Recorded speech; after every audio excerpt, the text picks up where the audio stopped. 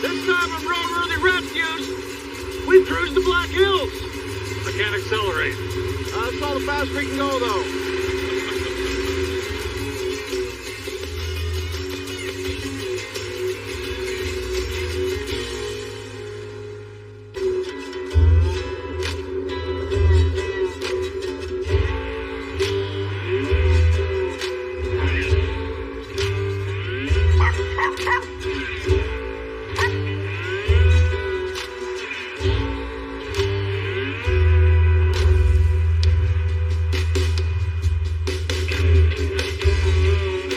On Roadworthy Rescues, we're back in the beautiful Black Hills of South Dakota. We're actually driving the Black Hills Blazer we put together season 1. Yes, sir. Pulling in those Weifel motors again right now. Actually wrenched here when I was a little grasshopper. Actually even helped build the shop. But when we were putting this truck together, I was eyeing a wagon up on the hill, and I happened to make a deal on it.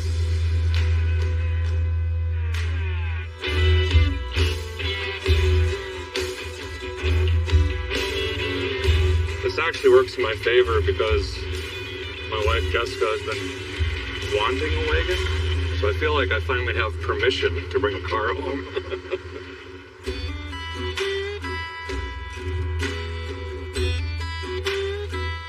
So this is a wagon, Clark, right here. 1987 Delta 88 custom cruiser in all of its glory and fake wood grain, and very underpowered. I actually have a vision for this thing already. I've always wanted a Pro Tour-esque kind of car, so that's exactly what we're going to do with this. Hop up the suspension, lower it, tires, wheels, and I want to go cruise through the Black Hills. I'm going to take you guys through my favorite roads, switchbacks and pigtails and bridges and tunnels and more. All that stuff. But first, Sean, we got to get this running and see what it needs. Get it off the ground? That would be helpful. Yeah. It's been sitting 16 years, and the story goes someone sold a house and just abandoned it there. Good friend Roger picked it up, and here it sits. Let's take a look, see what it's going to take. Oh, yeah. Pretty fancy, actually. Oh, it is wood grain. Yeah, I don't know. I mean, it's got a tape player. That's pretty sweet. It's an AC car. I think you could put a full-size bed in there. Are the seats missing or just No, they're folded down. Let's open the back up. See what we got. We got flying creatures everywhere in this. These are cool. They fold down or out. What? Really? Let me show you. Okay. Look at this. Are you looking at it? How do you roll that down, though? Is it power? It's probably powers somewhere. Watch out, wasps everywhere. But here's the other handle. Let's see, it's got a different pivot point, and it'll come down. Well, I'll be. Man, it's like mint under there, though. Look at that. Oh, we got our build RPO parts identification thing. It's pretty sweet. And a lot of spiders, stuff like that. Does that storage go all the way underneath that? Oh yeah, this thing is awesome. Roof rack, spoilers. We're gonna have to do a wasp relocation, I think. A delete? Yeah. Eminent domain. You're gonna have to move. We'll deal with that later. Let's look under the hood. Yep. Oh. What are all those snakes? It looks good, though. Okay. Oh, yeah. So this is a smogged out Oldsmobile 307. It's like 145 horse and 250 foot-pounds of tire shredding torque. And then you minus about all of that for the smog. And AC. It would be cool to get the AC working, though. It's going to be hot this week. Real hot. I don't have any idea if this even rotates, if it's locked up. It's got a quadribog on it. It does have HEI. Don't know what those things do. Have no idea what those lines are. That the smog pump thingy would do? All the vacuum lines are... That should be fun tracing all that down, huh? Yeah. Okay. We should probably get this running before we get ahead of ourselves. Then maybe suspension? Yes. Okay. Did you see it had overdrive? No, I did not. Oh man, we're gonna be highway bombing. All right, I'll push on the belt. You crank the croissant wrench. Whoa! And hopefully it turns. Go. Yep, it's rotating. Go Go again. easy, too. Oh, that means there's no compression. Okay, smog pump's turning, air compressor's turning, water pump's turning. Power steering was turning. Okay, nothing's locked up then.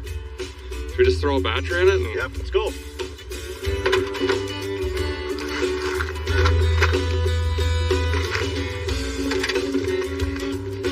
So when they left the car, they left it. They just... That is crazy. To leave the keys and everything with it. Everything. Just walked away. There was this in a Cadillac. I don't know where the Cadillac went. All right, here we go. Does the engine turn? Nope. Remember why we were curious why they would leave the car? Uh-huh. So the very first thing we got to do is put a starter in to even know if it runs. Rev on it. Yeah. He's a runner. Oh! All we have to do is rev on it.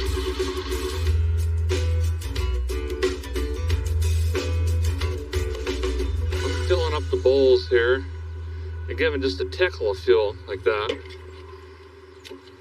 We're going to crank this thing over and see if it fires. If it fires, then we don't got to worry about the ignition. It's got spark. If it doesn't, then help us understand this one. Bring the thunder. Bring it again.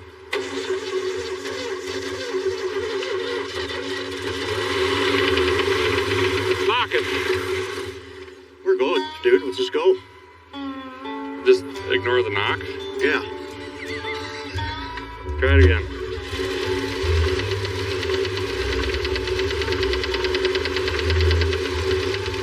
Alternator works. It's getting worse. On this episode of Roadworthy Rescues, sounds like another engine swap. So here's where we're at. The car runs. It was actually running off the gas that was in it. But here's the other thing. The engine is blown up. Sounds like a rod knock or something not good. So we're going through our options. We're definitely not going to find an Oldsmobile 307 anywhere, because why would anybody have that? We might try to find another B-body. I also see an Omega over there. We're going to go pop the hood on that. Maybe there's an engine out here somewhere. Not really sure, but we're going to go yard crawling right now. Chevrolet Nova, Oldsmobile Omega, Pontiac Venture, Buick Apollo. What does it spell? Nova! Oh! You didn't know that? No. What's this got? Rotates. Would that even move that car? Holy, look where my face was. Oh, God. Danger. We walked the yard. There's a couple of what appear to be 307 or 350 Oldsmobiles. Various different options, but they are stuck in there. It would take us a day to get them down to the shop and pulling another questionable motor to this. We're back on this. So I'm going to dump in Marvel Mystery Oil. No one knows what's in it. It's a mystery. But it could help free a sticky lifter, hopefully. And then we're going to run it a little bit more. And then we're going to put air in the tires. And we're going to try to drive it down to the shop. And then reassess the situation for the fourth time. And then come to the conclusion that the engine's still bad. This here is high solvent energy technology. I don't know what's in it. There's skulls and crossbones and stuff. I usually dump it down the app, clean up the fuel system, but I just had an idea. Let's throw in the crankcase, see if we can clean up these hopefully gunky stuck lifters, or we just ruin everything.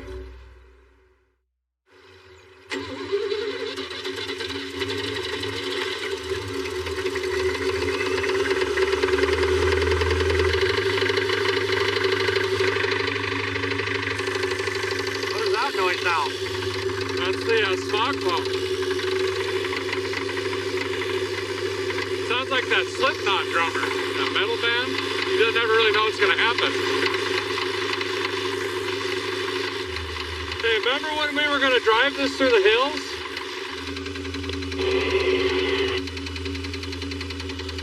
What was that about?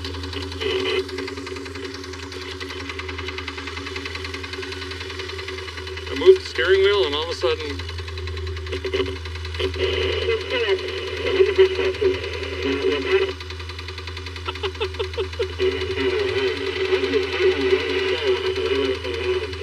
radio theft, you know? How do you change the station then? Turn it left? Well, we're gonna try to drive this down to the shop anyway.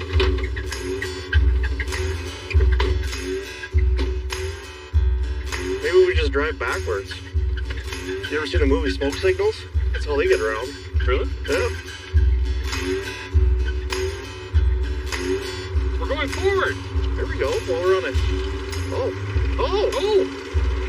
Easy with the brakes now.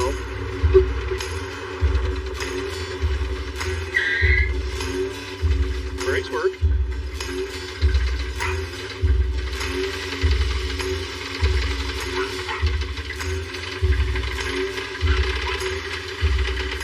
That motor's toast, man. I've got a loose, tentative plan. We found an engine somewhere in the middle of Minnesota, and our producer's gonna jump in a pickup and go get that for us. It's like an 8-hour drive. He's a wild man. Meanwhile, we're gonna pull this engine and transmission and all the different stuff out to get this ready to receive this other engine that hopefully, fingers crossed, Ranman Park deal will work. The good news is we can clean up a lot of this emission stuff and hoses and doodads and whatnots, and it's starting to rain. So we've got to just knuckle down and try to get something done.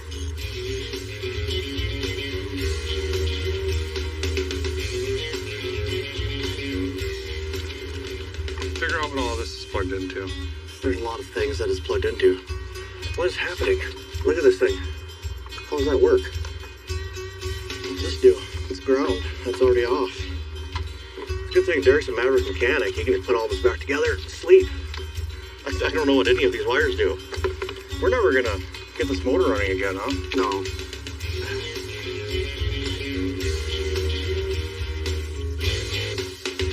Well, on the top side, we just got a lot of hoses and pipes and whatnots. And we tried to unhook most of the wiring, but let's be honest, there's things cut. Now it looks more like an engine. We got the radiator out, the shroud, the fan. We got the fuel disconnected. We've got the power steering unhooked. Now we're underneath, get the starter unhooked. We got to do motor mount bolts, transmission cross member bolts, speedometer, any other wires, drain the trans, drain the engine as well, so when we pull it, we're not dumping stuff all over the ground, because we haven't spilt a single drop yet.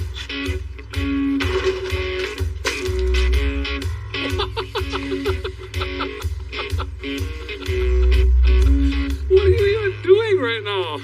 What did you do? I was moving the oil pan, but I forgot that there was already oil in the oil pan. Oh, and you shoved it? I pushed it, I pulled it back towards me. How'd that go? Since we're going to be cutting these corners up at about 14 to 15 mile an hour speed on probably stock rotten tires by the time we get the engine in here, we're going to want a new fuel tank so sediment and things aren't sloshing around. Also, the fuel tank is leaking all the way around the seam.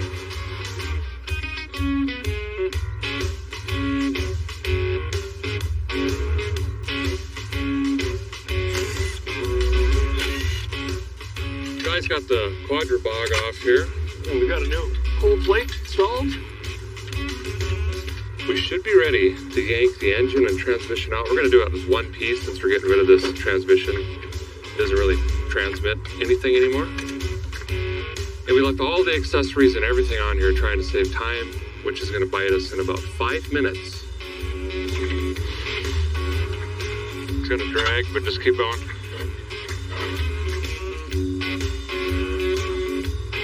Well, today has been filled with highs and lows and empty spaces and a lot of knocking noises. But I think for tonight, we're just going to clean up the engine bay here, call it a night. Tomorrow, we'll hit it hard, and we've got to fill this space with something other than 1 horsepower.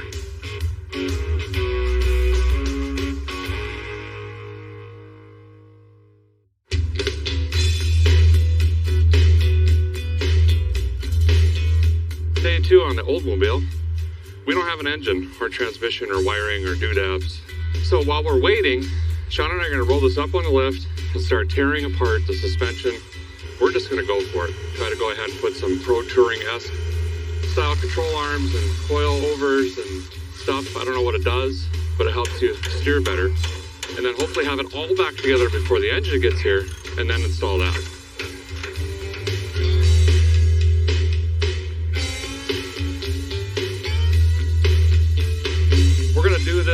lot of people call it the wrong way, but it's the way I've been doing it for years.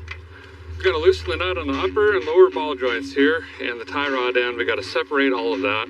Put a jack underneath the lower control arm, slowly let that down, let that spring just come out. Don't do that on Fords though, it'll whew. Then we're gonna completely remove the upper control arm and the lower control arm because we're gonna be putting in QA1 tubular control arms and adjustable coilovers in this thing and a new front sway bar. So basically it's just 2 frame sticks and a cross member right now.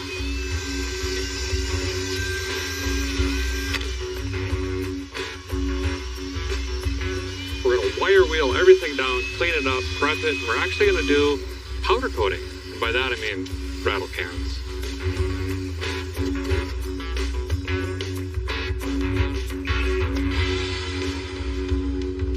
So we're getting rid of this old junk here. We're going to this stuff right here. Already got the upper control arm loosely set in place. That lower one's gonna come down into here. And then we're gonna have our coilover, which is a combination shock coil spring in here as well. And it's fully adjustable. So we're gonna be able to adjust ride height, rebound, spring, turn left, turn right stuff. It's gonna be a lot of fun actually. Called tech support really quick, and they gave us a good starting point for our ride height based on our coil length and compression.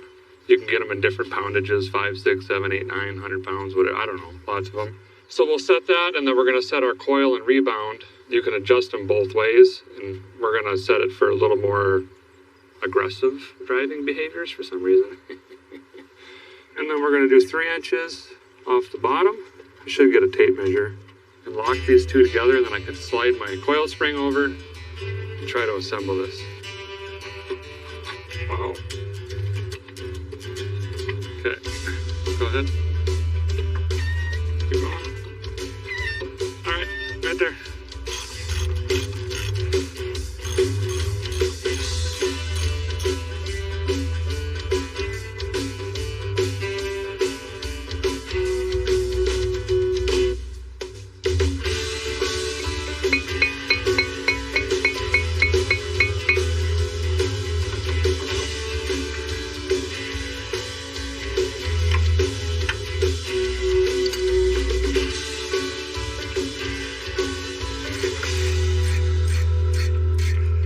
Favorite thing in the world is probably doing digital work. Closely behind that is brakes and brake lines and fittings specifically. So I'm cutting some tube to length, gonna start making some bends. It is gonna be crude, ugly, and semi-functional. Perfect.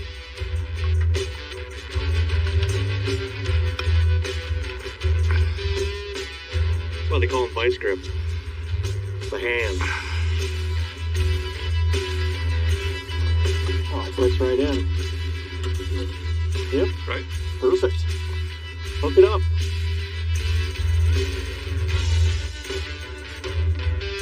Well, it's quite a bit of work today, but we got the frame completely stripped down, all of the old suspension out, all of the good new suspension in, brakes, all of that stuff. It's now a roller again. What do you think so far? It's gonna roll better now. Striking. So next thing we got to do is fill this big empty hole here, but we're going to save that for tomorrow. Sun's going down. We're a little bit tired. Call it a day? Call it a day. All right. Good work today, man.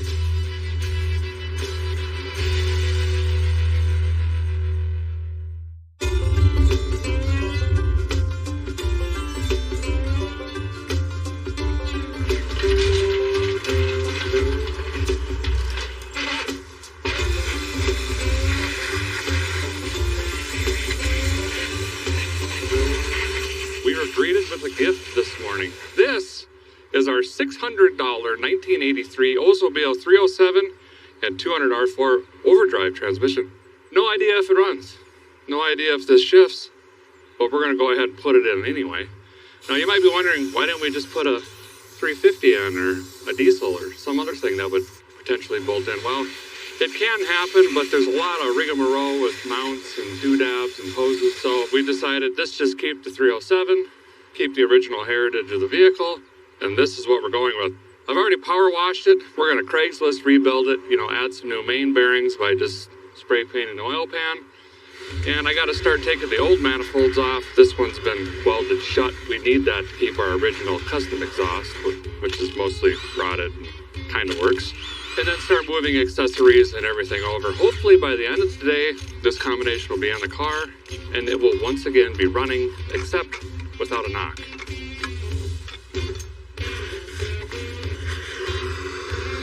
This is the old manifold off the old knock-knock engine. The one that came on our new sweet $600 unknown engine, the guy welded this off. So he only had exhaust here. This is a crossover that goes to the other side. Well, we need both sides of the engine to breathe, but the stud was snapped off. So I'm making a stud right now so we can attach, or hopefully attach, the exhaust. Woo! Guys, just doing a quick visual inspection. When you buy these used engines sight unseen, you'd be surprised what you find. Also, we got a Craigslist rebuild, and I don't want to ruin my chrome because I won't get home. So we're going to take both sides off, then we'll fog it down. And then we're just continuing to doll up accessories. At least it'll look sharp. Sharp as a nail. Sharper than a thumbtack. Getting ready to set the engine on top dead center. It's got the typical 1843657 firing order, but I think somewhere in the early 80s, they switched from clockwise to counterclockwise ignition. I think it had something to do with the HEI. Not sure, 84 to 87, could be wrong. But we're going to test out the starter here, see which way that turns, so we can figure out which way the flywheel turns, and thus the accessories, and lastly the distributor. So when we do put it in at TDC, we line up the ignition wires correctly in the right order, trying to save us hassles down the road, Sean. Good.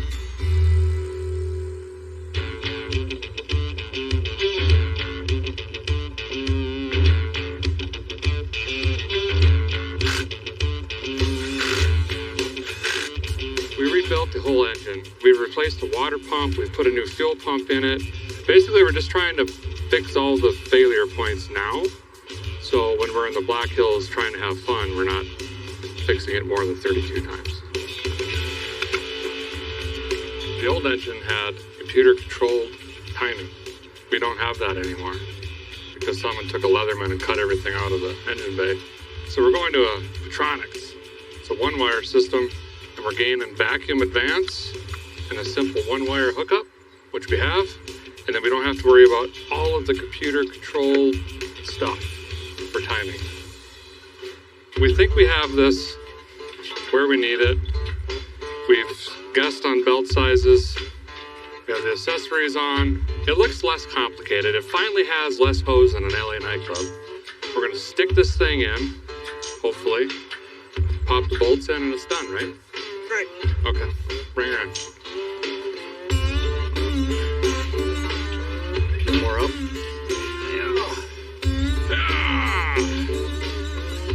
Okay, now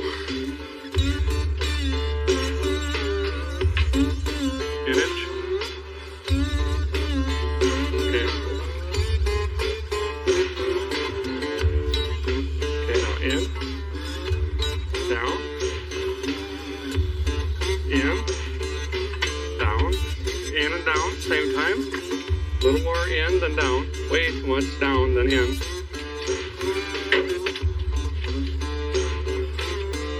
I'll come down.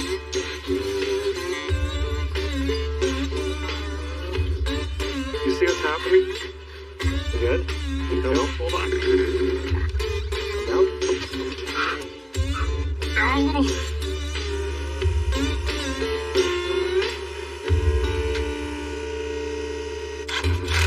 That's good. That's good.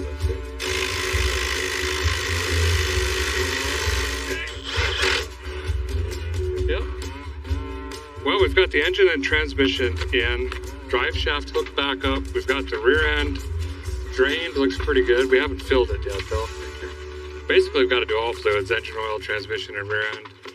Now we're just working on all the accessories. We got the gearbox, power steering hooked up.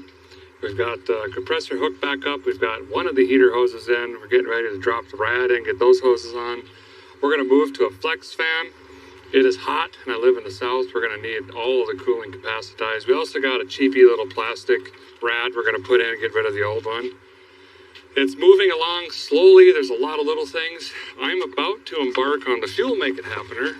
I've got to put a square bore to a spread bore adapter in here. That's going to be our Holly. This goes to the Edelbrock side. And then finish up the cap and lightning hoses. So our ignition's all set up. Sean already put sparklators in. Hopefully by sundown, this thing's going to be running. Nope, but that's all right. We made progress.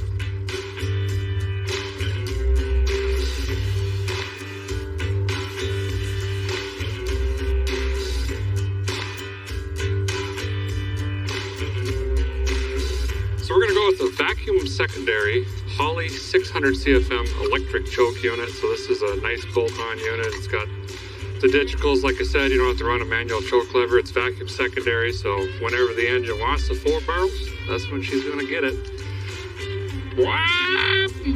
Well, more like...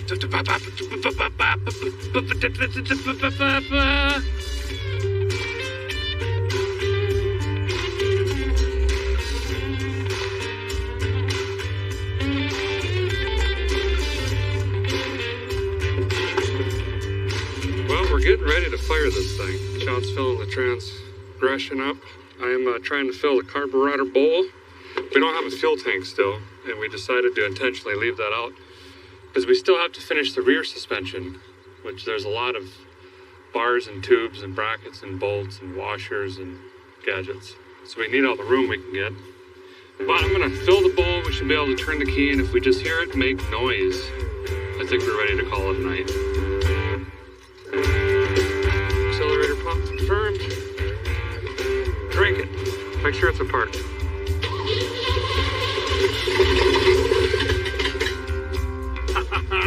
Do it again.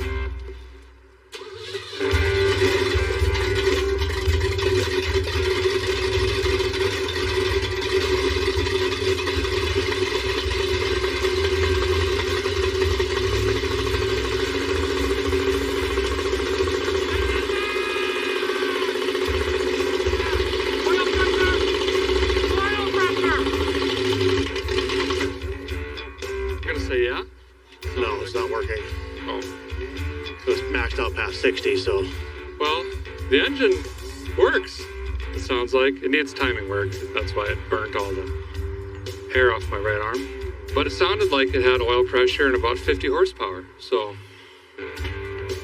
that's going to do it for tonight. We are absolutely exhausted. What a mad crash today. Tomorrow we've got a lot to do. Yes, it runs, but there's linkages and cables and cooling systems, and now we're on to rear suspension. There's still a lot to do to make it to the Black Hills.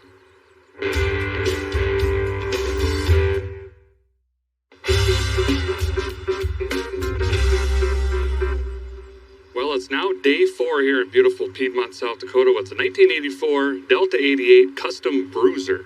Is that what we're calling it? Yes. I think.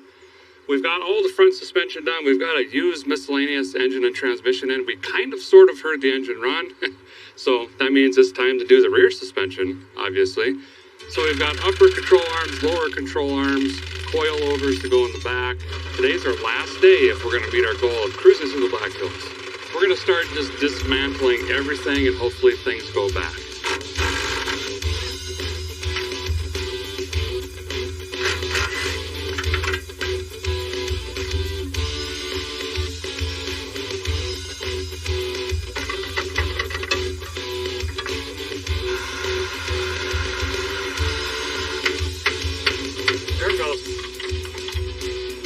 Basically the same. I mean, yeah. Bruce Lee! Bruce Lee! Jackie Chan. We know it'll fit now. Okay.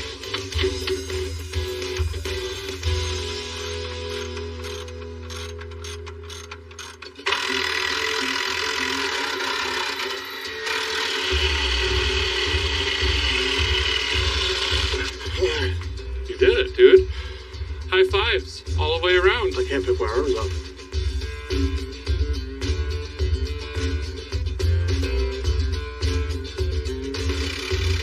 So we've got our upper coilover mounts in and the lower ones. We had to drill some holes, do some hardware stuff. Now in order for this bad boy to fit up in there, like so, we've got to trim the frame a little bit right here. Got to notch this out, notch it out over there. We are in a dead rush right now.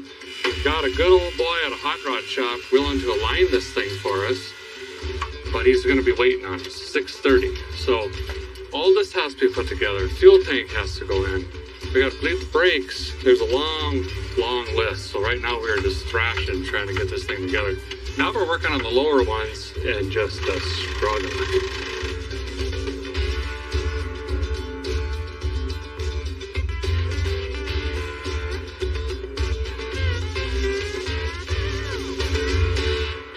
We took this bolt out. It shifted. We knew it would shift somehow, but it also burst the brake line in the rear, and basically one step forward, 13.7 backwards at this point. But this is going to come out in a moment, pop a new one in somehow, then over to that one, and do the same thing. Hold on. Now, hold on. I'm lifting a dog up. Now go. Go.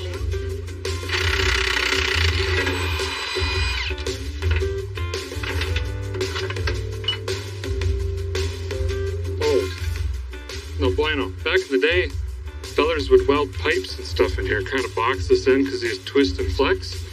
These QA1 units are just solid. So that's going to replace this. Give us some rigidity in the back.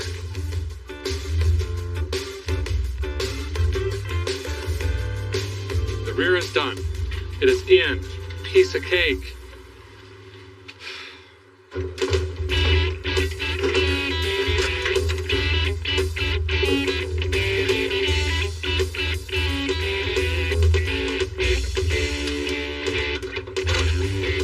So we followed the advice of height on here, and I failed to ask, like, oh, is that recommendation for stock ride height? Because I want to lower my vehicle. Well, yes, it was definitely stock. So I got to take 3 inches out of this little turn by turn.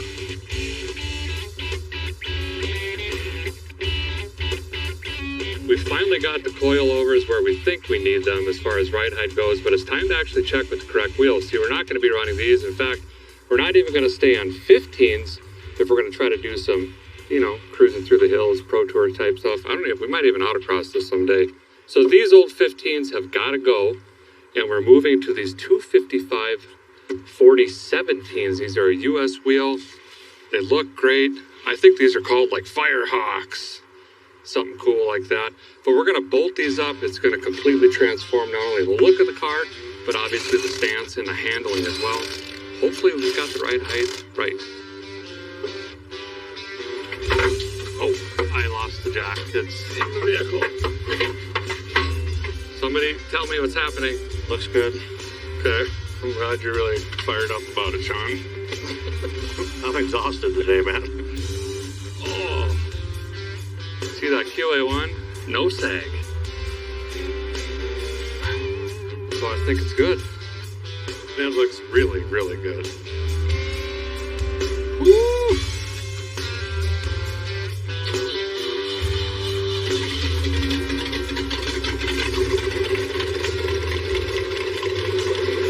Yeah, that float looks stuck.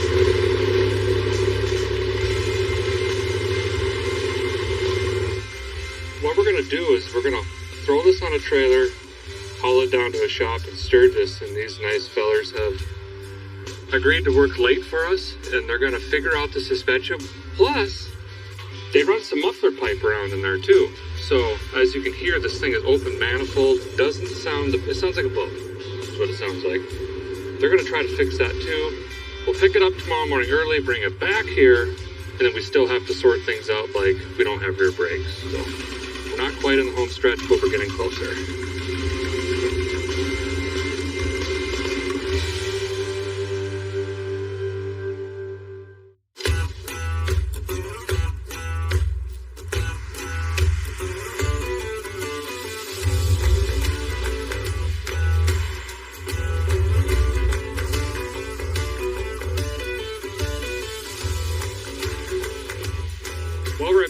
South Dakota, where we found this Delta 88 up on the hill. It had been sitting for 16 or 17 years.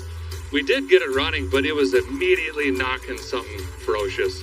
We spent several hours in denial until we finally pulled that out with our $600 Mysterious 307 and $200 R4 transmission that actually runs pretty good. Then we immediately decided, well, since it barely runs, let's go ahead and put a full Stage 2 QA1 suspension kit in, complete with front and rear coilovers, front and rear sway bars, and then we've got these 17-inch US wheels wrapped in 255 4017 Fire Hawkesses. Cheap tire things, I'm not quite sure. Then we continued on. Brand new fuel tank, fuel lines, fuel pump, radiator, upper and lower hoses, heater hoses, clamps, doodads, belts, and whatnots. Holley carburetor, single wire Petronics ignition system with lightning hoses and sparkulators. As far as the brakes go, all new steel lines through this and rubber lines, calipers, rotors, wheel bearings, and seals. It's all new. I'm running out of breath. On the exterior, we shine juiced it. We've got stuff off the interwebs on sale. There's grills and park lights, and we've got Holley retro brights. Now it kind of runs. We've got exhaust on it. Let's go cruise this thing. Let's do it. All right.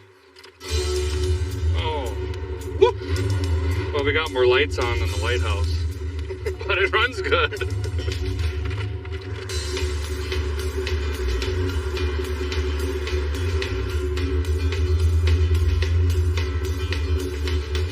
Can't believe we haven't overheated yet. It's actually stayed pretty decent, right? Like 190? Yeah. Plus it does this now. Yeah. At 60, no body roll. Yeah. Imagine doing that with the original suspension and tire. Well, we'd be upside down. So we learned a couple things this week. Never take your bushings out of your rear axle, and don't put brake clean on a sunburn. Oh, my hat's soaked in brake clean. It's burning my head. Yeah, that was miserable. Over to the left, there's a big sculpture of Derek. Right there. Oh, that's a really big one. Yeah, holding the American flag up. How do you get that home? You know, I'm not sure you can. Jeez.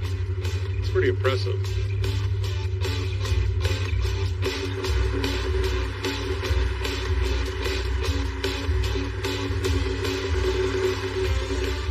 I mean, it's really doing good for being 90 degrees out, pulling that big hill. God, it didn't even move. This is pretty cool. So we've cruised the Black Hills off-road, and now we're cruising the Black Hills on-road. Yes, sir.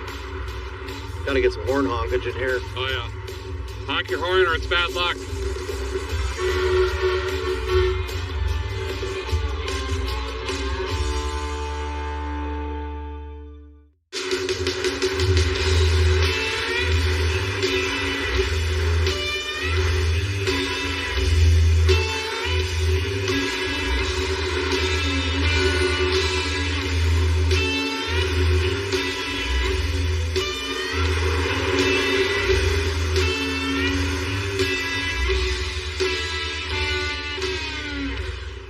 Took a hard right, and then she just started flooding bad. I think we got a stuck float. So I got my carburetor adjustment tool out. Probably that back one again. You want to crank it? Yep. I think that should fix it. It's flooding.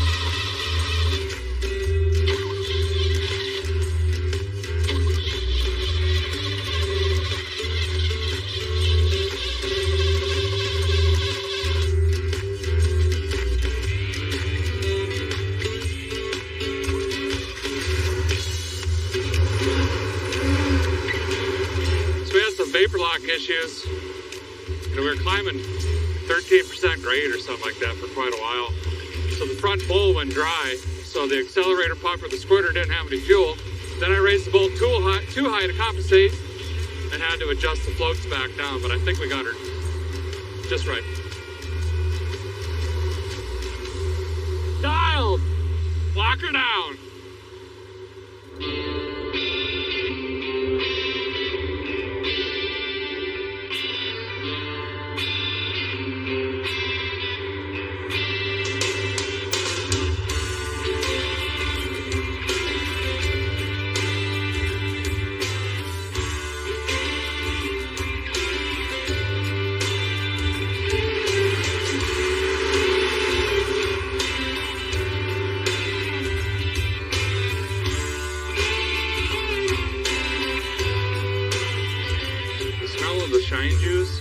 with the sweetness of the Black Shave. Hills spruce. Oh, and that, yes. Thought you're commenting on the Fresh shave. fresh shave air freshener. Well, that too. Oh, she handles like a dream. It does actually. Swervy! Swervy! Swervy! Oh, God. Yeah, the floats are much happier. Yes, they are.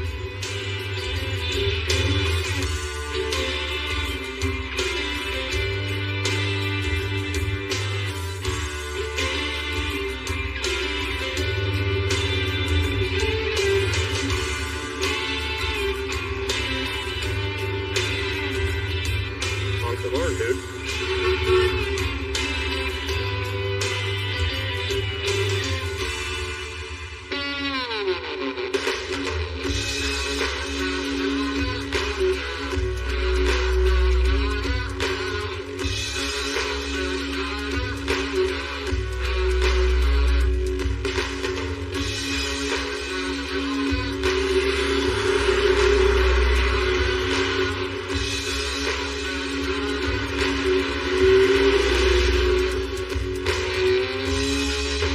Going to do it for this episode.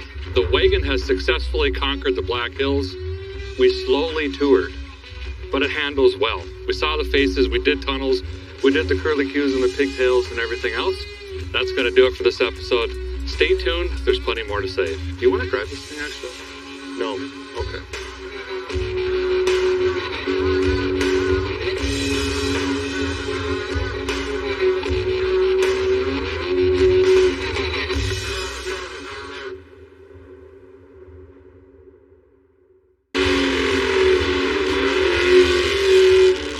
Roadworthy Rescues, Dulcich and I do track day, and it goes as you would expect.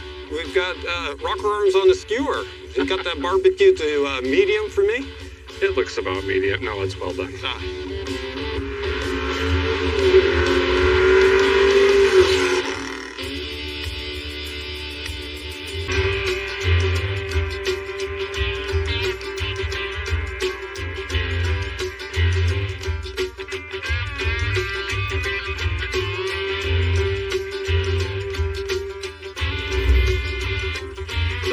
Paint Challenger is back, and so is the legend Dulcich. Well, I don't know about the legend, but we've got the legendary Vanishing Paint. Man, I love this car. This was originally your car. Yeah, I bought this thing, believe it or not, for $300. I offered a guy $500, and he's like, "Hey, man, are you trying to do me a favor?" I said, "No, I'll give you $300 for it." So I took it home just for parts, but I just fell in love with it, and I go, I can't park this car out. It's a 70 Challenger, so I left it here, but look at it. It's an amazing car. We heard a rumor that Motor Trend is in the area somewhere in Tennessee with a new Challenger with a 5.7 liter Hemi, and we're going to crash the party with this thing. I think we build this up, we take it to the track day, and we see if we can beat that Challenger's time. You know, that's something I always wanted to do with the car. Legitimately, over and over again, I was suggesting to David that we do just that, and now, like, years later, it's going to happen. Finally, yeah. So this is a little bit different for us. It's a little bit all of our wheelhouse. But Steve and I are going to take this car, make some improvements, make some changes, make it as best as we possibly can in just a few days, cruise it over to this track, and see what we can do. I have confidence. I already know what we're going to do. Dominate. Dominate. There we go. I guess you know it too. Yeah. All right, let's get to the shop, get to work.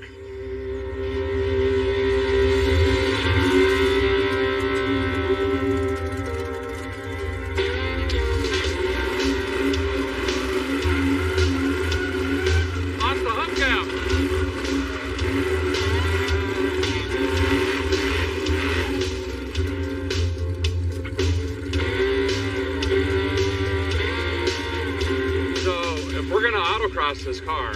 Yeah. Obviously, the wide oval Firestone's got to go. No way, really? They're a little narrow. Maybe we can get something better. Yeah, we got to get something stickier, wider. Yeah. Okay, I'm with you on that one. The automatic transmission pan leaks, so I think we should change that and put a manual in. Yeah, I mean, if you got an oil leak, the best thing to do is just get rid of the whole transmission and put in a 6-speed or something. Right, exactly. The third pedal might give us an advantage, too, at the track. It'd be way racier, because let's face it, this is pretty grandma. No offense to grandma, but... Right.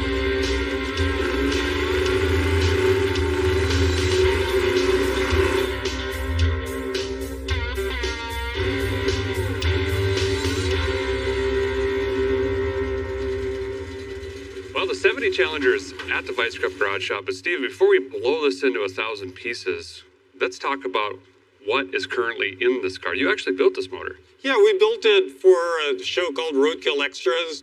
But the short of it is, it's a 360 that's it's kind of like a mild rebuild. It's got the stock bottom end like cranking rods. It's got Molly pistons, 10-to-1 compression ratio, Edelbrock heads, which are a little better than stock, and an RPM air gap intake manifold, TTI headers, and comp cams, Magnum 230 at 50. That sums it up, other than mentioning the Holley carburetor is sitting right there on top. Right, so it's a mild rebuild, decent heads, and a cam, basically, is what makes this secret sauce. It runs really good. Yeah, I mean, it runs 12s in a quarter mile with the 3.0 gear. I really like the factory suspension setup. It's simple, it's basic, it's like as reliable as you can get. It's antiquated, it's ancient, it's crude, but it is effective. You know? So I think we can agree we're going to leave the suspension alone. We'll call that good. Good enough. But we got to do something with the transmission. We're going to switch that over to a 6-speed. We've got to hang another pedal. We've got a lot of work to do in the tunnel. We're going to add a road race oil pan and potentially upgrade the front brakes and potentially do something with the rear gear. Do we want to start a punch list or just tear in? Punch list means we have to be accountable. Well, I like tearing in that case, yeah. Yeah, let's do that. So we've got like a T56 6-speed transmission we're going to be putting in here, which is significantly different in every single aspect. Size, shape, weight, how it operates, you name it. So all of this has to go away so we can start figuring out how to make that fit this tunnel. So just like you've seen on this show a bajillion times, we've got to pull the engine and transmission. Exhaust system's got to come out, drive pulle's got to come out. Then we can start working our way into the transmission crossmember, the shift linkage, the cooling lines, motor mount bolts, accessories, cooling system, and pull this all out as one unit, get it on the ground, then I think we'll split it in half. This is going to be some work, but man, is it going to be fun when we're done. Bam, bam, bam, bam, bam, bam, bam, bam, bam. I think that was 8 gears, but you know what I mean. Okay. Wow, I hurt my elbow too.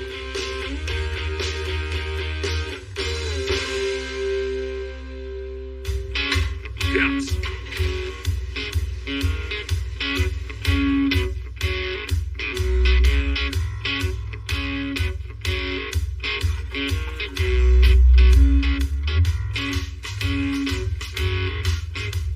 We've got everything transmission related unhooked. We've got headers hanging here.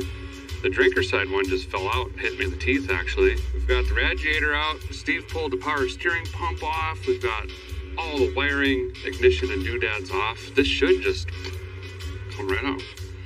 Then we're going to separate them. We've got to put a flywheel on here. We also need to roll this over, pull the pan off, inspect the bearings, put a different pan on, slam the T56 on it, and right back in it goes.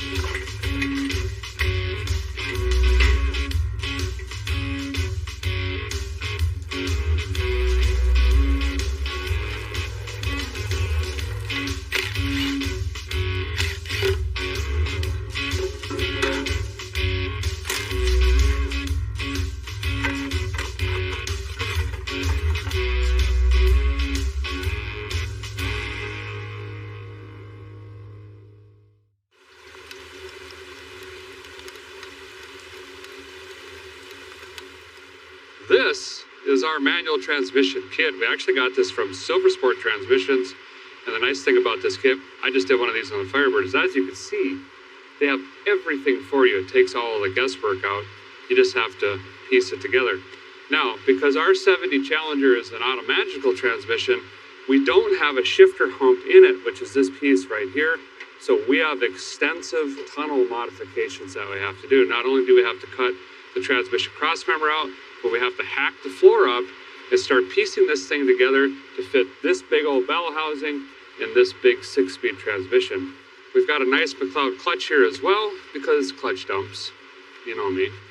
So we're gonna go ahead and start cutting first, try to get this floor tacked together where we think it needs to go, and then Dulcich and I are gonna test fit it, and then hopefully it fits the first time, finish welding the floor in, seam seal it, paint it, It's going to be a long couple nights, but man, is it going to be worth it. Look at that. Yes. Lots of shifting.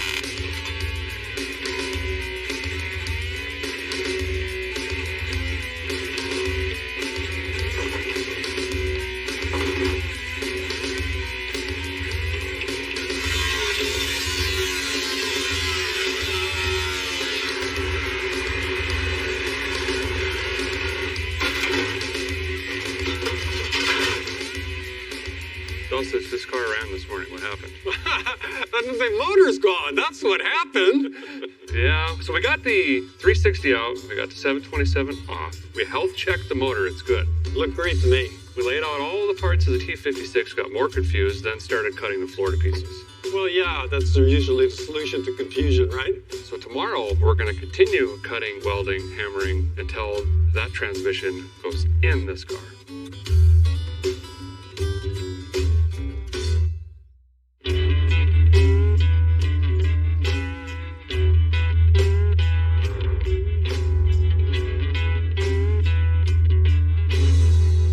The deconstructions, I have officially filleted the floor of the 70 Challenger back here, and it's becoming increasingly evident it's not quite as easy as just put these couple pieces in here. No, I didn't think it would be. Yeah. So I think what we're going to do is actually just mount this to the 360, put it in the car, get this mounted up firmly first, then we're going to build the tunnel around this. It's probably going to look like the Appalachian Mountains with acne, but we're going to make it happen. I say we'd just leave the 360 off of it and put it up in there and see how it looks like. Then we just raise this as high as we can? Yeah, and see what it hits and then move whatever it hits out of the way. 10-4. Advertencio. Todo el ejercicio by fluido lubricante he sido donado. I didn't know you were bilingual.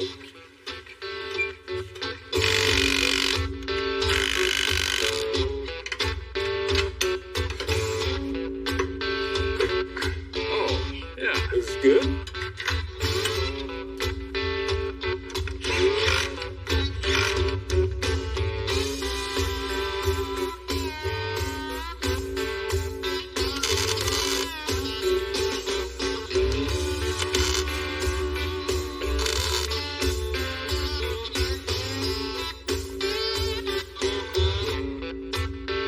Well, this is, fairly scarecrowish, but it's starting to look like a transmission tunnel. The piece that came with the kit worked pretty well, but there's a lot of pieces that didn't come with the kit. Here's one right here.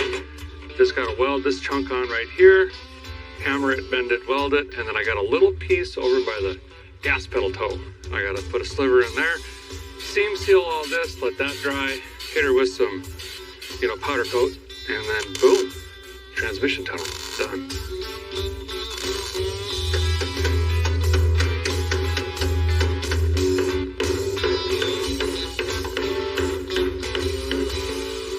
Things we're going to do here is replace the oil pan. I guess it was leaking. But the big problem really is this big open sump. When you step on the brake really hard, the oil will just rise right up to the front of the engine and the back. There's a rudimentary baffle there. Of course, the oil's going to uncover the pickup and we'll end up losing oil pressure and possibly losing the engine in the process. So we wanted to get a road race oil pan. That was not available. That would probably have been the best solution. Instead, we ended up getting this. It's a deep sump. It's got more capacity. And the pickup that goes to the oil pump sits deeper in there in like a bigger well of oil. So it's less likely to uncover the pickup. And also it's got a front and rear baffle. This is more of a drag race pan, but it's substantially better than what was on it before. So I'm gonna clean things up, get this thing buttoned down, and hopefully we'll have oil pressure under cornering, braking, and massive acceleration.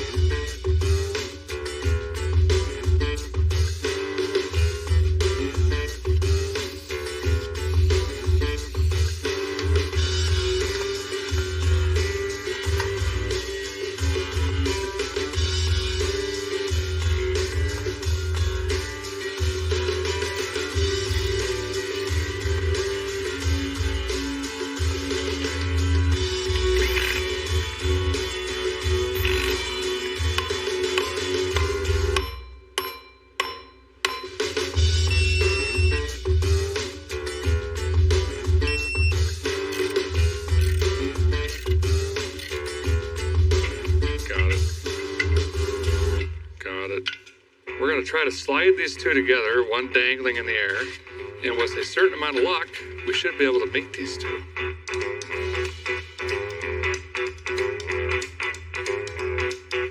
The dulcich is going to crank the engine over, and if it's off a little bit, it should drop right just like that. See, the splines lined up is what happened. Oh, yeah. Well, what an awesome day. We got quite a bit done today. We've got a 6-speed bolted to the engine. We've got a big old tunnel so that the whole car will swallow that mess. Seam sealer is drying right now. Can't do much till that's done. So I think we're going to throw in a towel for tonight. And then tomorrow we'll do some spray paint and stuff this in. Yeah, it'll be good. And then we move on to the rest of the mission.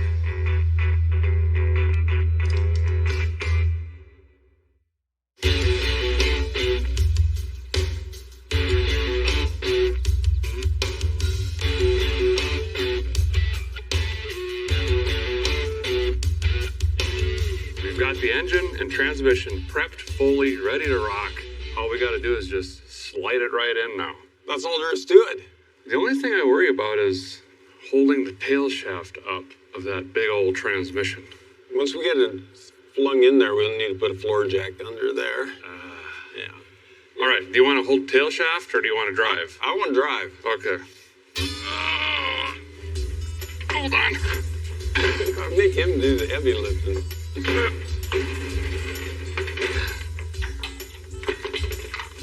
Okay, an inch. More. I was gonna hook the oil pan though. Uh-oh, SpaghettiOs. Let me climb in here, get my earth pounders on it. That's what these two levers are for.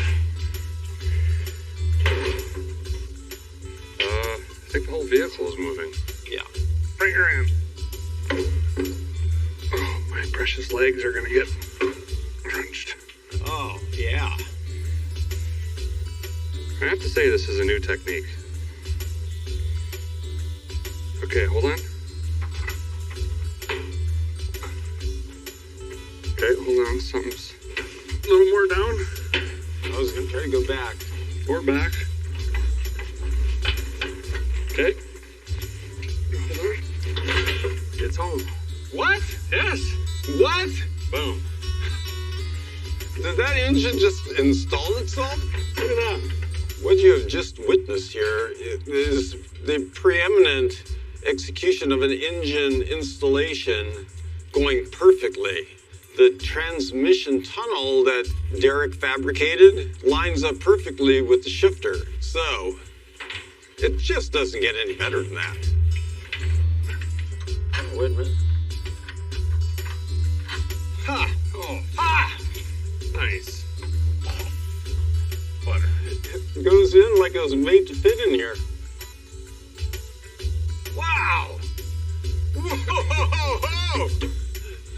Is the Dulcich happy? Yes, how did you know? It is official. 6-speed and a Challenger. It's completely in. This new Challenger is going down. This is cause for a celebration. While Dulcich is being a gymnast under the dash, hanging in the third pedal, which is the most important part of this project, I've been out here buttoning up the engine bay. So we've got headers back in, we've got the fuel making happener on, figured out the linkage, got the lightning whirler, lightning hoses, new sparkulators in, we filled it with oil, we've got the charging whirler. on, wired, belts in, put the power steering pump back in. That's all hooked up, new fuel lines, fuel filter, and got the tank hooked in as well. So this is basically 100% ready to run, but what we're missing is a cooling system. Since our plan for the car is to take it on a road racing track, we wanted to improve the brakes. Now, the car had a stock 11-inch disc brake setup, which was pretty common on these cars, but you can upgrade that fairly easily using bigger factory components. What we're going to put is a 12-inch rotor, which allows us to still use a 15-inch wheel, which we like for the aesthetics of it. What's involved? Well, in this case, we had to change the spindle because cars up till 72 use smaller wheel bearings than the later model one. To be compatible with this rotor, we need the corresponding spindle. The other little trick is right here. It's the caliper adapter. These move the calipers out because the calipers between the 11 and 12-inch brakes are identical. We're going to stack all these parts on here and hopefully improve the brakes by a whole bunch.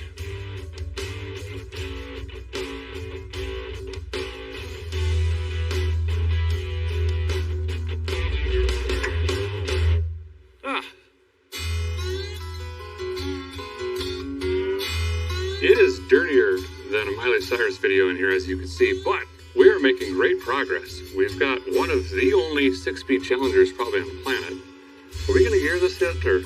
Oh yeah, that's easy. We'll do that tomorrow, so maybe I won't put this in then. Oh, right. Yeah, you don't want to do that till we change the gears. Right. We'd be putting it in and taking it out again. We would never waste time like that.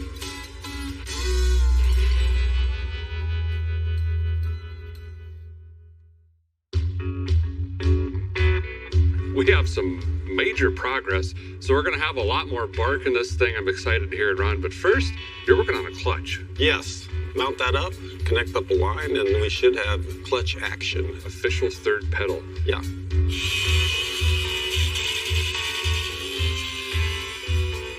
I'm trying to figure out a harness bar in here. We've got some repop El Cheapo door panel skins and stuff like that.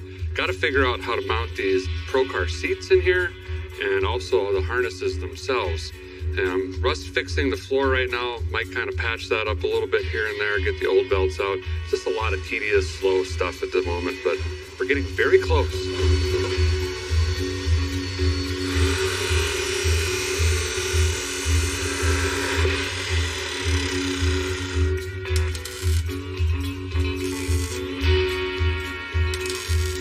I put down some rust converter in here, put down a matte paint, and then covered that with it's kind of a rubber undercoating essentially. It's going to help control a little bit of sound, and then it looks a little bit better.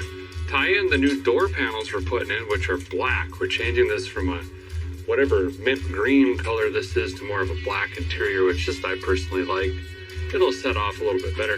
We've also got a harness bar in here now, and that's welded securely to both sides of the vehicle. So once I get seats in here, we can actually run a 4-point harness style belt in here. Keep a guy from wallering around when we're going into corners at 350 miles an hour. Next thing I got to do is get some seats in here. This is going to be a tricky part. The floor is uneven. We've got different levels of altitude and stuff like that. And I got to keep the seat as low as possible because myself and Dosich are both pretty tall. And we have to have room for a helmet in here if we're going to be driving carefully.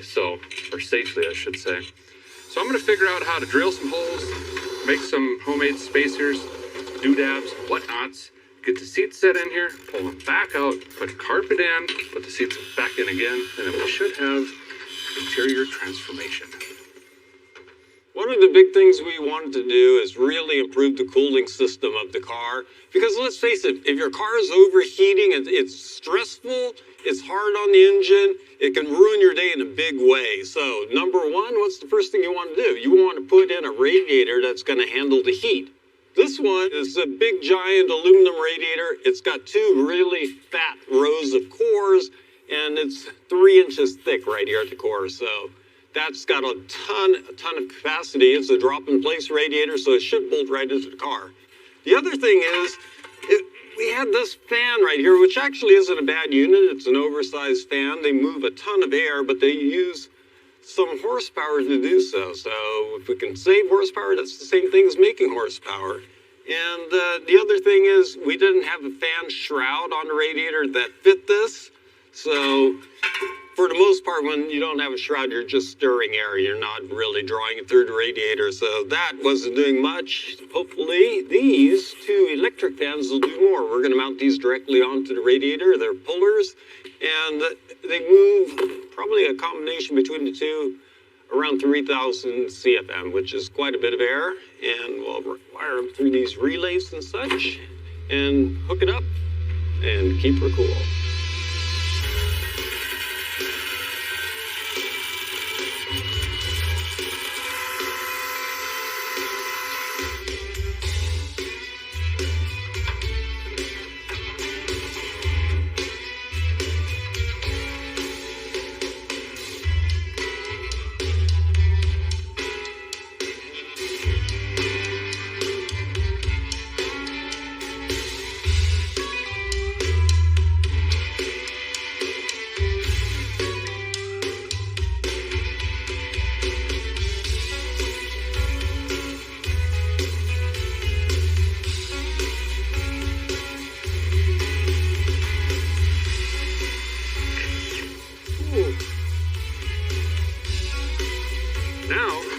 Can be held in place, and I can work on the drinker side over here and get the back carpet in, then the seats again.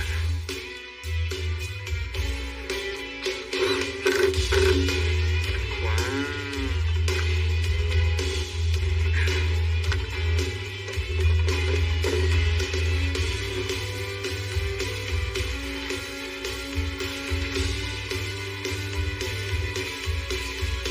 So what do you think, Steve? We've got a black interior.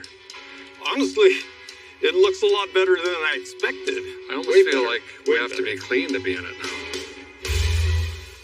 Well, it is time we officially address the rear gear in the Vanishing Paint.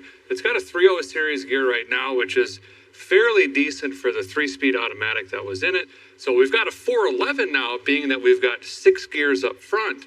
So we could leave the line fast. We could also cruise down the highway with that double overdrive. So we've got to jack the car up, get the tires and wheels off, pull the axle shafts just out 3 to 4 inches so we can pull this third member out and put the new one in with our better gear. Oh, look at that. It actually looks pretty clean. Of course, it's brand new.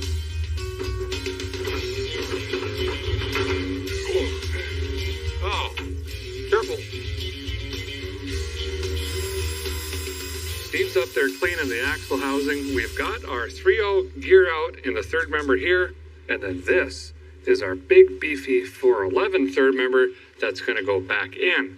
It was easier for us to just get the whole third member assembled, ready to go. You can see the paint markings here where they're checking all of the lash and action and all of that. We didn't want to have to mess with any of that, well, because time is of the essence. So in goes this goes on the shelf.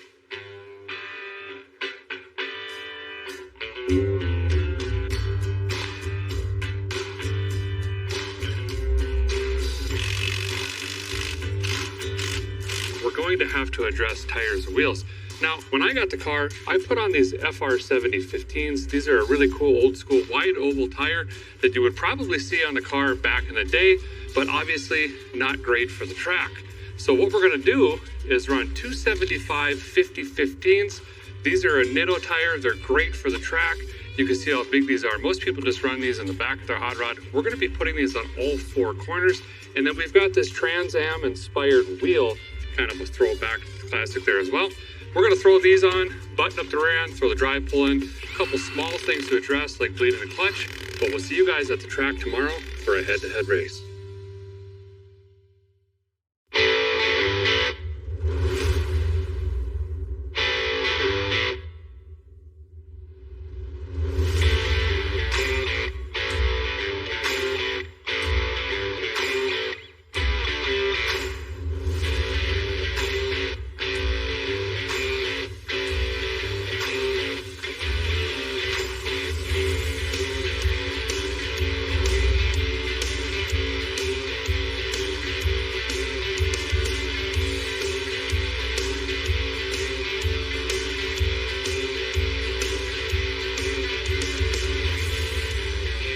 Dulcich and I have made it to Polecat Training Center with the VP, and joining us is Joe from Motor Trend with his beautiful Challenger. That's right, yeah, this is a third generation Challenger, 2022. This is the last year of the Challenger, as you guys know. So I thought I'd come out here. I wanted to take this guy around the track and just kind of see where 50 years of progress has gotten us. So this is only the RT. It's nothing too special. 375 horsepower, 410 pound-feet of torque, and as you very kindly put it, a lot of plastic. And paddle shifters. Oh yeah, and they work sometimes, which is cool. Yeah, that's a pretty formidable beast you have there, but Well, there I can tell you about our car. please. We had an aluminum radiator, we put some electric cooling fans on this thing, we tuned up the motor, put a bigger oil pan to keep the oil in the pan. So far, I like it. Yes. Tires and wheels, 275 50/15 sticky all the way around this car. And then we added a harness bar, harnesses, seats, door panels, spray paint, and carpet. Well, the racing seat should hold us in place. Hopefully. Now, the meat of the whole thing is going to be that 6-speed manual transmission that gives us way better gear ratios. And speaking of gear ratios, 411s in the rear end, that helps us match better with the gear ratios in the transmission. So I think tighter into the corners, faster coming out. Nice. Oh, and I almost forgot. One of the most important parts, we put bigger brakes up front so we can dive in deeper on every corner. So here's the thing, Joe. Yeah. I don't want to mess up my paint, Of course. which means I don't want to run side by side with you, Ooh. but I'm going to challenge you. Ah. What if we did 3 laps? Okay. I get 3, you get 3, and we'll see which is faster. I mean, I'm down. Does it involve going around corners? Because, There are a couple corners out here. Yeah. okay, well, yeah, okay. I was Yeah. reading your resume. You're an imported professional driver all the way from the UK. I'm a grey market driver. Yes. Yeah, that's right. We're in for it here, Derek. All right, let's do this. It's going to be a lot of fun.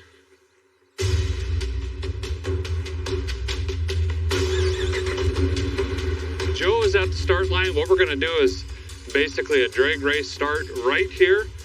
Lap 1 is obviously going to be a little slower, but lap 2, full head of steam. Oh, yeah. We get 2 quick laps, Yeah. right? How are you going to reset your timer when he goes for the next lap? Hit the lap button. Oh, you have a lap button. Oh, Woo. yeah. We have the technology. On your go, I'll hit, or do you want me to count you down? Okay, we'll do a 3, 2, 1, go, okay? No cheating, though, Joe. You have to wait till you hear go. 3, 2, 1, go! He's off. Yeah, that was a little bit of a You think that's start. big? I hope not.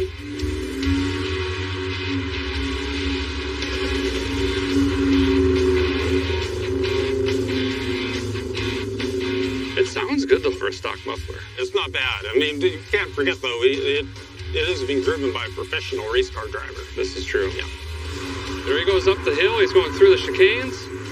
Ooh, got some tire noise. Yeah, that means he's really on it. He's on the wood. Oh, man. Oh, this is a tough little section. They really, really should have let me do a sighting lap first. You can hear that thing winding up. Now, that thing's got the 5.7 Hemi in it. It has good cylinder heads and a lot of airflow. It makes pretty good horsepower. He's really starting to get into it now. Oh, yeah. Yeah. I'm not sure that was the fastest line through there. Come on. I think he was kind of sucker punching us at the beginning. It's Formula One Joe now. Oh, man. Oh my god, the shift is so sluggish. Come on. Oh, man, he's hauling. Oh, he is. Oh, wow. Whoa. 2:24 first lap. Now, keep in mind, now he's got a full head of steam. I mean, I'm jamming on these pedals and they ain't doing nothing. I may as well put it back in automatic. He's got a much heavier car. I bet you his car is 1,000 pounds heavier than ours. That is a big advantage in our corner. There we go, let's find some speed. Come on, 410 torque, where are you?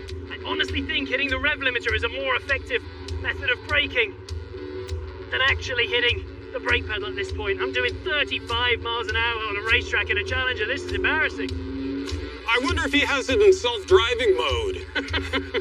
And he's got the self-driving car. That's not fair.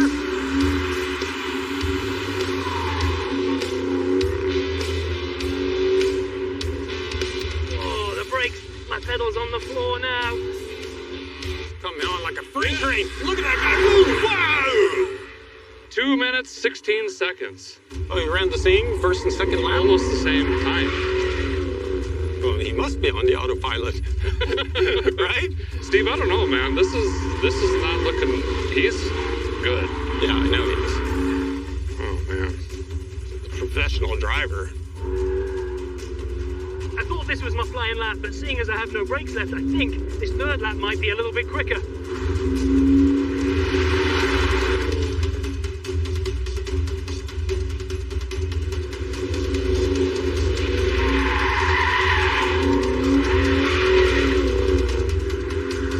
Man, he's coming on strong.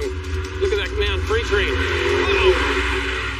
219. Oh, man, he knocked So the he second ran a up. 224, 216, and 219. So his second lap was fast. 216.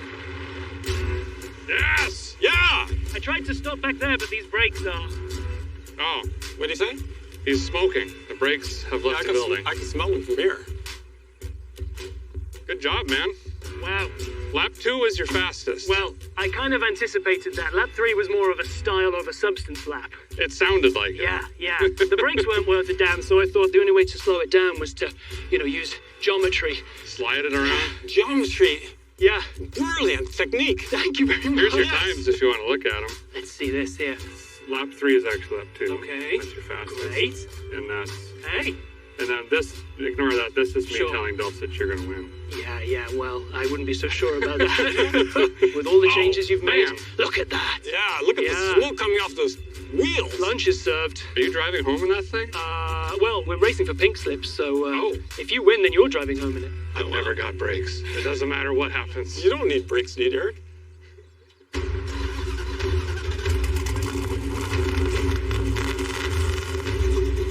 Very worst of luck. Ready. Oh, yes. Ready.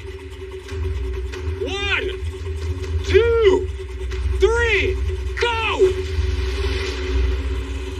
He's just driving off now. Believe me, it's got more than that. It's definitely got more than that in it. Yeah. Since that standing start that close to the first turn, it's using strategy. Oh, you guys employed strategy? Yes. It's unnecessary to try to kill the car on this run because of the starting position. You're going to be disadvantaged no matter how well you run the course. Therefore, he's just going to take it easy on the car, familiarize himself with the track on this first lap, and then when it comes to the second lap, Unbelievable. he's going to come zooming through here like a banshee. That's weird. The rear locker isn't locking. I just spun one tire.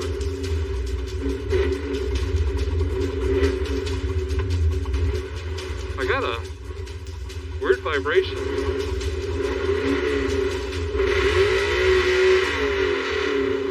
How many cars have you owned in it? Goodness me. Throttle just stuck on me. Got a bad vibration. Something weird with the rear end. The thing is dragging again, and the throttle hung wide open on me. This isn't quite as fast as I thought he'd Well, be I traveling. said You he's said going to be zooming past like a banshee. I don't even know what a banshee is, but Wow. it's a mythological Oh. creature of sorts. What is that? That's not fun. What's my time? 3:28. Woo! Yeah, that's pretty good. Yeah! Yeah.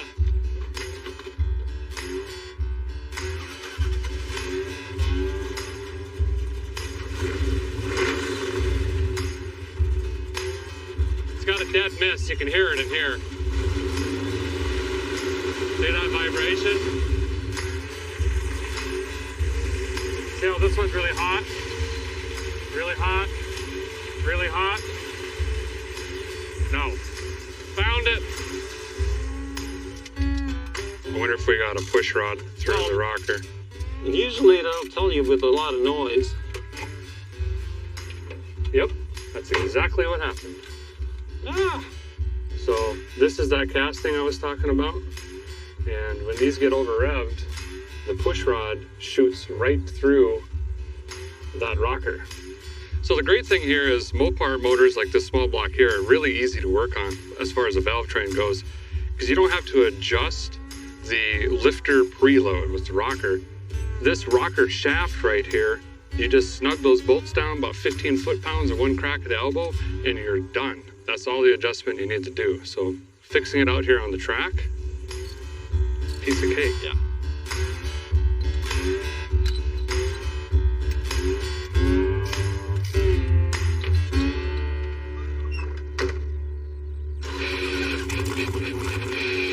Okay, we have the car fixed. It's me and Joe at the starting line. Derek's gonna take another lap just to get back where he would be at the end of the first lap, so we can start lap 2. Wait a second, Steve. No, that was lap 2. He passed that start. Look.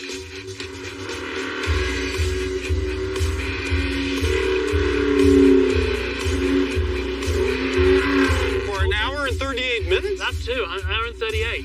Joe, I thought you were more of a sportsman.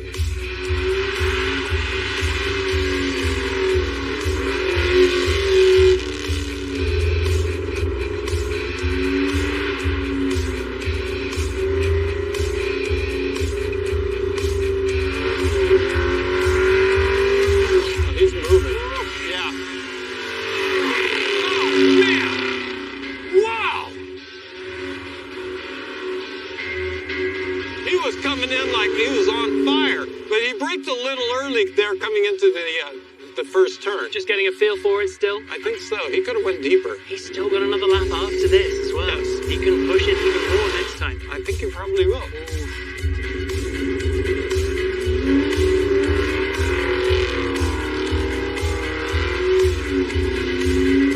Brakes are getting really hot.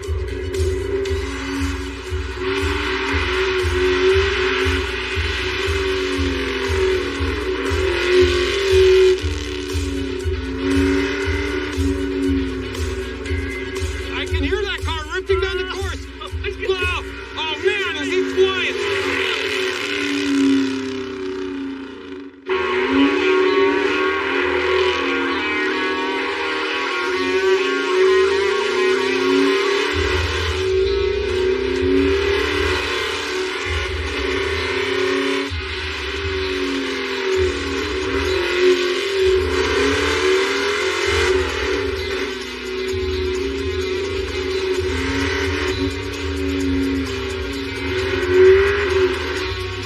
Five, 206, 207. Wow.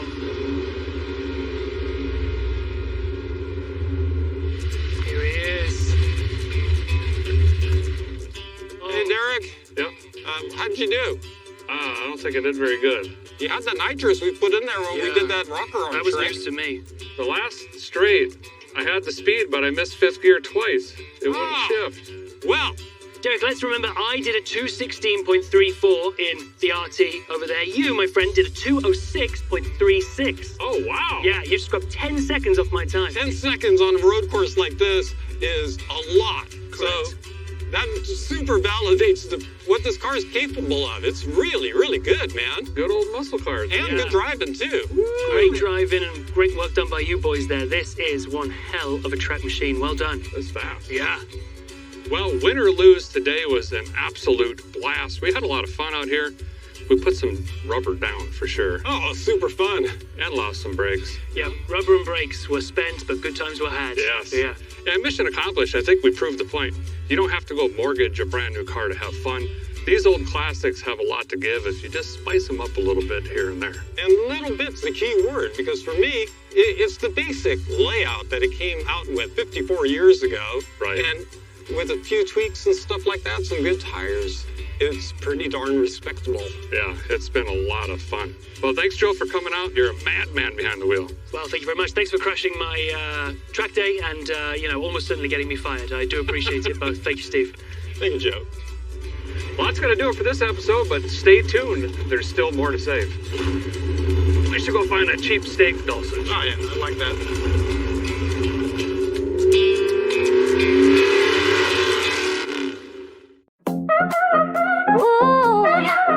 Throw your hands up, don't think twice. We're catching happy thoughts tonight. Woke up with the sun on my face.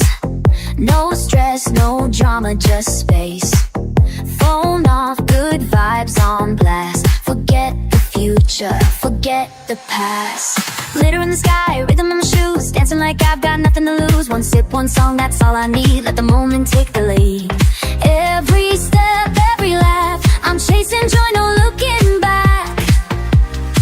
No rain can ruin my parade. Let's turn it up, no time to wait.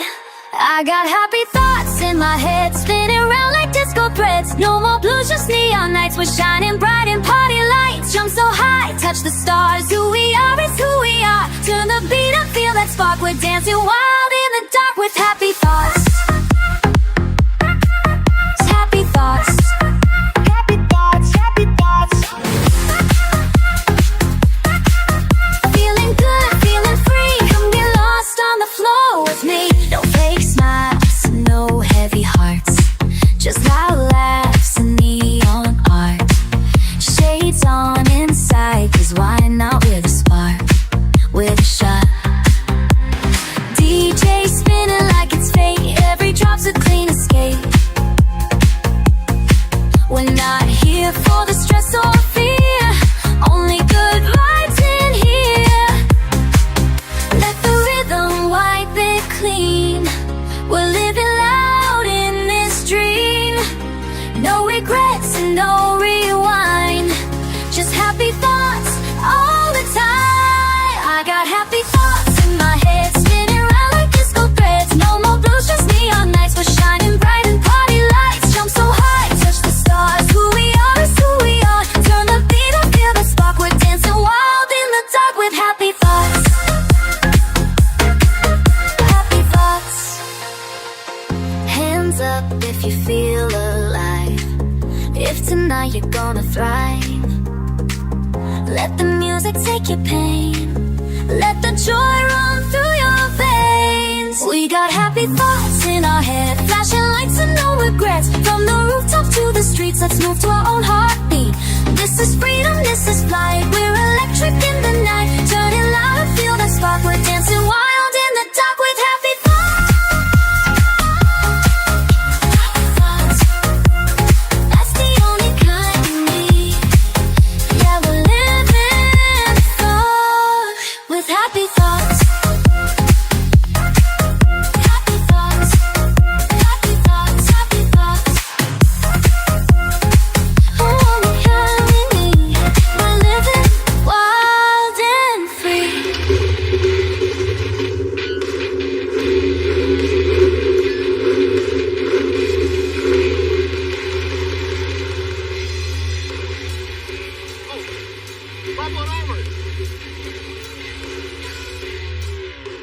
I don't know how we're gonna do this. This time on Roadworthy Rescues, we try to time travel, and it goes as you would expect.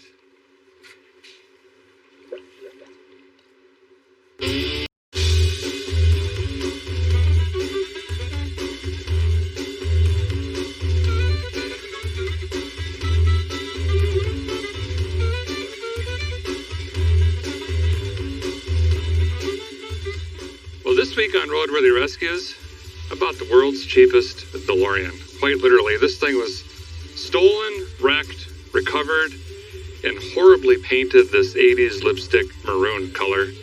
Of course, it doesn't run. Didn't know what to do with it at the time, so we just stuck her in the trees here in Hubcap Hills. I think we should walk around this thing, see what it's going to take to put this car back on the road, and quite honestly, I already don't know what I'm looking at.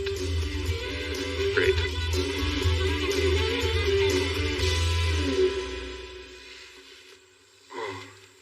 There are so many spider webs of various sizes and colors. Hello! I heard a rumor this car failed because they could kind of go through the drive-thru. It's probably accurate. We got to start with the door. We got to see this. Well, that works. Slightly crunchy. Oh, it smells like a flooded boat or something. Anybody home? I'm not quite sure. So this has been sitting back here for months. Ouch! In the Tennessee trees. We're probably gonna find some creatures. Look at the size of the keys. Why? Oh, they're shaped just like the car, that's why. A brick. I can see why this car only existed for 10 minutes. How am I gonna fit in this? I don't think I am. Ouch. I definitely feel like Bowser right now. Look at the wiring in here. This thing is so terrible. Now I gotta figure out how to get out.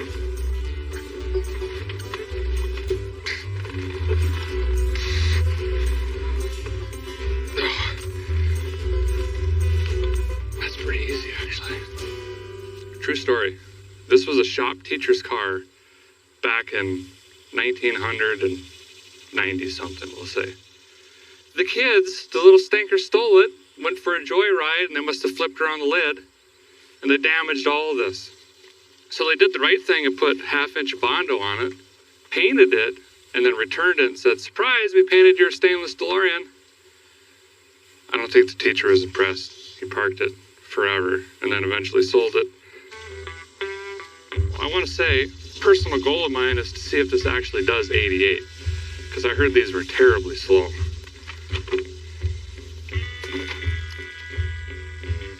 I got punked. There's still no engine.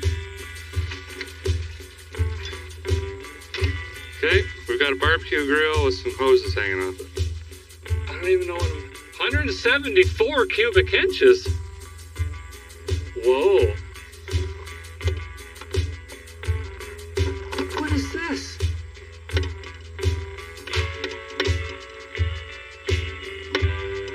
Okay, I think I got it figured out. It runs like a toilet. That's the flapper, obviously. The muffler looks like a Kawasaki KX100. This is a mess. I don't even know where to start. The engine's in here backwards. I heard this was called a PRV. Peugeot Renault Vandeway. That's wrong. There's 3 words. 3 companies built this thing, this abomination of a pushrod engine. I don't even know what it is. So the good thing is I have no idea what I'm looking at. The better thing is I don't know how to work on this. Great. Okay, let's yank this puppy out of here.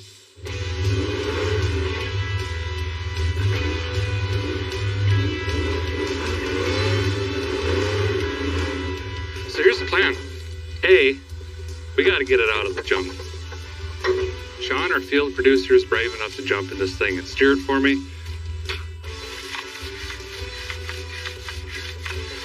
There, Sean, I think you're ready. I could let him drive the pickup, but now listen. We got to take it easy, be gentle. It's a DeLorean we're talking about, and there's hard to get parts and things like that. Ready, Sean?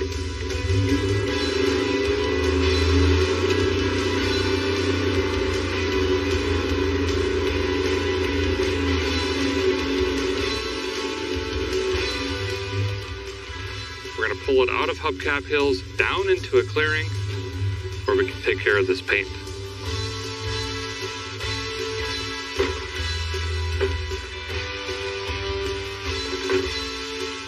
Now, if this isn't 80s goodness right here, well, for Hades' sake.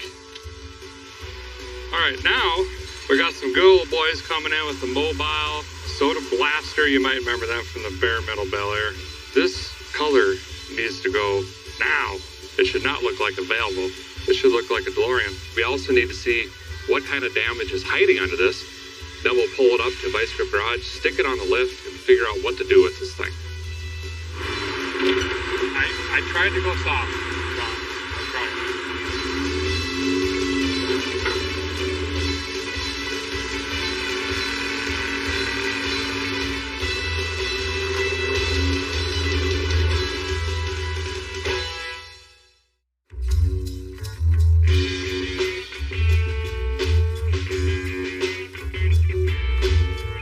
So late last night, after we got this in on the lift, I actually got this engine running kind of ish. It sounded pretty good, but here's the thing.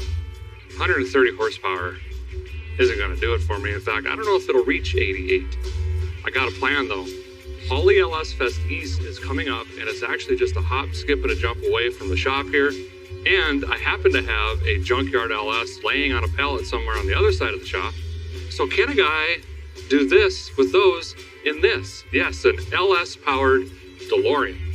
I guess that's the plan. So now we gotta lift this thing up, start tearing into it, take the bumper off, get the engine and transmission out, figure out how this thing works, blow it all apart, and then hopefully put it all back together with an LS. Let's dig in.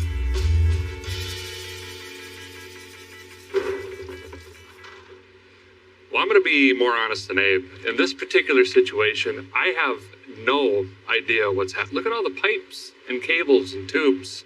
And there's CV shafts and stuff. And obviously it's a lot of work, so I need some help. You remember Andy from episode 1, the Galaxy? He's back. Talked him into it. He said no more coveralls. If it's warm, he'll come. So he's here. And this is Chad, my lifelong friend. His brain works pretty good, and he can lift heavy things. So brought him down too, and we're gonna try to tackle this thing. Right now we're under the car, just trying to wrap our head around what's happening. We've cut some things, we've got straps on things. We wanna get all of this section out the back, is the goal. Fire and hold.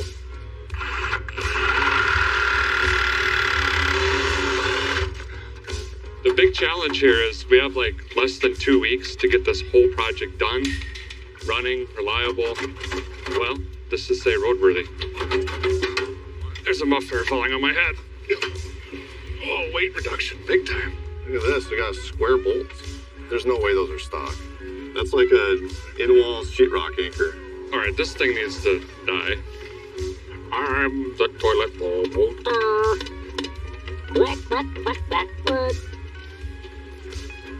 That one's off? Yeah, I feel it. Oh, yeah.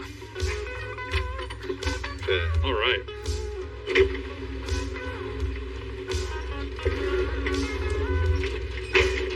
No brakes. Wish I had a smaller chain. Good enough? Yeah, should be. Good enough for who it's for. Me! Yep.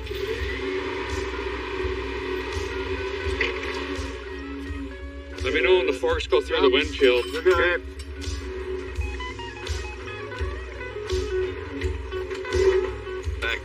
Package. Back up, yeah. Roadworthy Exotics. We'll take good care of your project. Take the engines loose now. You still have all your arms? Yeah. What was that? Chain came off one of the mounts. Oh. Wow. Seems to be leaking. You're good. Okay. Safety. Slip so clear.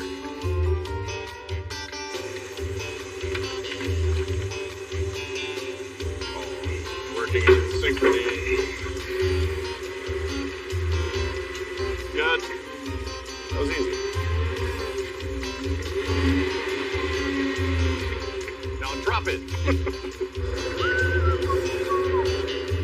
Looks like a Carvana slot or whatever it's called. So a guy went on the interwebs and they apparently make a kit if you want to attempt to do this. I have no idea what I'm looking at other than that's a clutch and those are headers. We'll figure it out. My other friend Chad, not the Chad, is going to come tomorrow and make that look like an engine instead of just a pile on a pallet. Right now all I need is that block out of there with a really terrible looking camshaft bearing. I'm going to start figuring out the adapter-roonies, the clutches, things like that. It's going to be a mess. I'm already... Help! Busy. I should have taken a different job. Got an adapter plate that's going to bolt this German-made Porsche 6-speed manual transmission. We're supposed to bolt right up to the DeLorean CV shafts, which is pretty cool. Now, I'm just mocking things up, so I don't have the pressure plate, clutch, flywheel, and all that in here yet. We'll do that later, because I got to take this all apart. But these are kind of the main components. Believe we're going to be using the hydraulic clutch system out of this and everything, so it's going to be pretty neat. That ain't going to work. We're like an inch and a half off. So, we're having difficulties understanding the kit.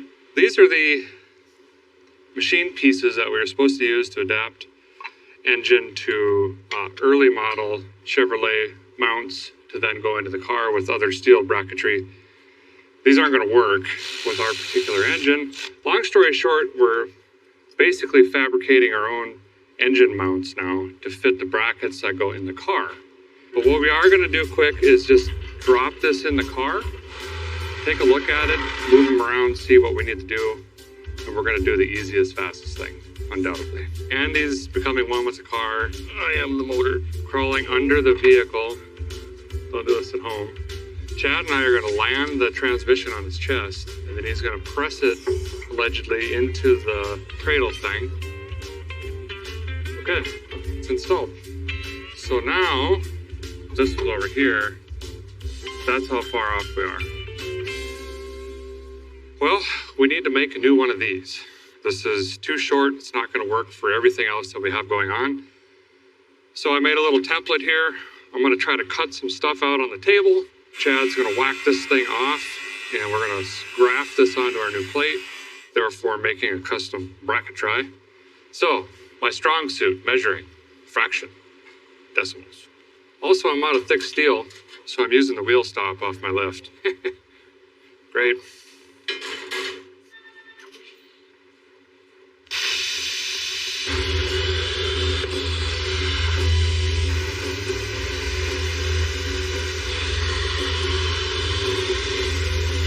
I see you got the exhaust hooked up. Don't worry about that.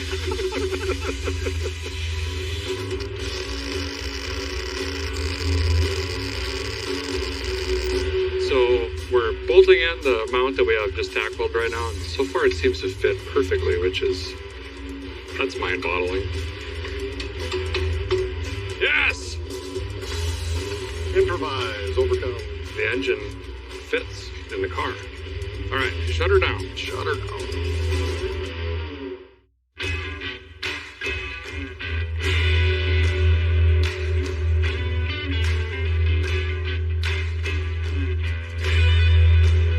Well, the clock is ticking approximately 13 days until LS Fest. Got a little ways to go. This morning I'm going to fog down the engine bay, professionally paint this, and by that I mean rattle can, of course. This thing's going to look sharper than Meryl Streep's nose. Then we're going to lift the car up, start on the cooling system, fuel system, obviously the engine build and assembly, so there's a lot of work to do. We're just going to jump in and start thrashing.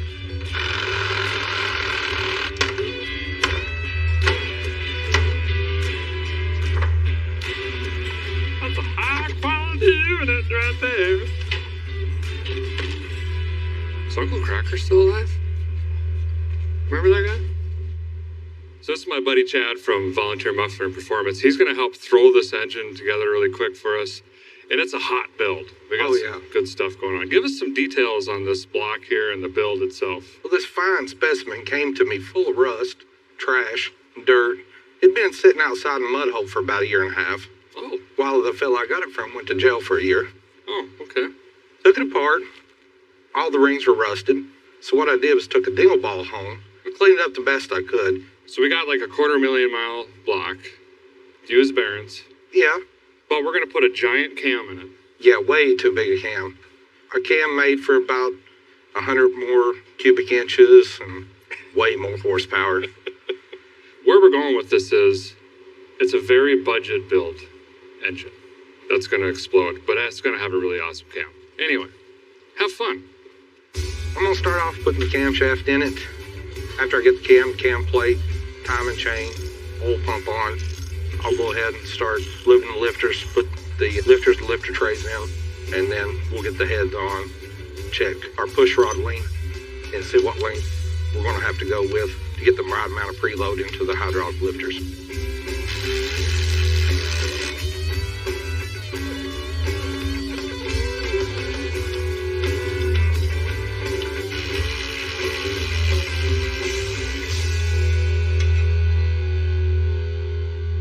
Well, not only are we LS swapping this, we're also manual transmission swapping this. So I got to swap out the pedal box for the clutch that we're putting in, get the clutch master in, and get the hydraulic lines hooked up to the slave and the reservoir, and should be good to go.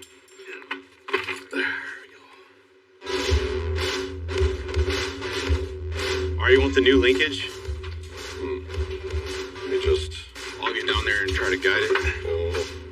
keep pulling if you want. Yeah. maybe it just goes on the dash. So, shifter is in, not necessarily where it's supposed to be. We're gonna have to dig into the center console. I gotta make a plate for this to mount to. The cables are now underneath the center console, and we'll make a hole in the back. Oh! How's that? You're welcome. Is that as far over as you can go? Well, I can't put it back. What do you mean? Oh, yeah. I just swallowed 4 pounds of asbestos. Shifter's good? Try it out. Nothing's happening. Uh-oh. Are you shifting it? Yeah. Yeah, they're not moving. Are you serious? Did you disconnect it? No. I'm kidding. They're fine. Of course you are. You know, it's not funny. Wow, there's a lot of stuff going on. Yeah. It looks like Wally's arms. Right, yeah. While you did all that, I made a battery cable. That's nice. Got some straps. Chad cut some straps. It's all important. So Chad has the pallet crate junkyard LS built. It's assembled. He said it has a warranty until we put it in the car. It's pretty good. So he's also got the flywheel and the clutch assembled. So now we're cleaning up the transmission here. You're gonna get clutch dumped, little guy. You ready, Chad? Nope. Okay. I'm not ready either.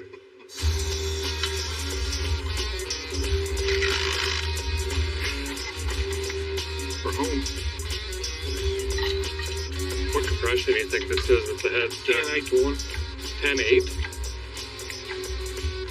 So if we do what we did yesterday, which was just chaos, this should go right in. Exactly. Okay. Is Andy on a skateboard? Yeah. Okay. Why didn't I do this the first time? Okay. How about right there? Okay. Don't let it drop. Hammer time. Boom. German engineering. Don't know how that stays on there, but it does. Try to do first.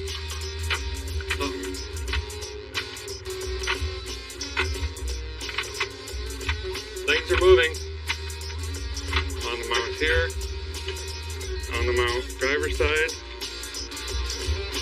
Success. The B team has pulled it off. We still got a lot to do, but we're making progress. Thanks, guys, for helping. Absolutely.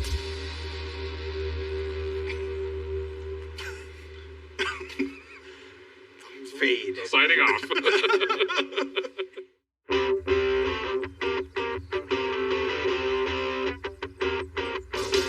Well, we've accomplished a lot, but as you can see on the list we've made, not a lot has got crossed off, which means we're about to be busier than a one-legged tap dancer. We gotta get moving. I'm gonna set Chad and Andy up to bleed the brakes, and I think the clutch, they gotta install a line for that. While they're doing that, I'm gonna quick run into town over to O'Reilly, get a bunch of parts that I need to start crossing off some of the things here as well. We're gonna all tackle this thing, hopefully 3 different projects at the same time, all through today, and maybe by the end of the day, some of this can be crossed off.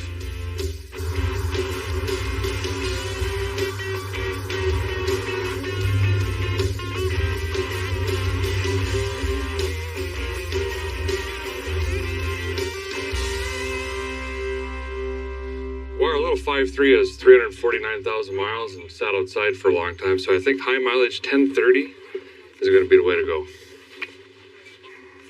I do need these, actually. Probably going to need that too.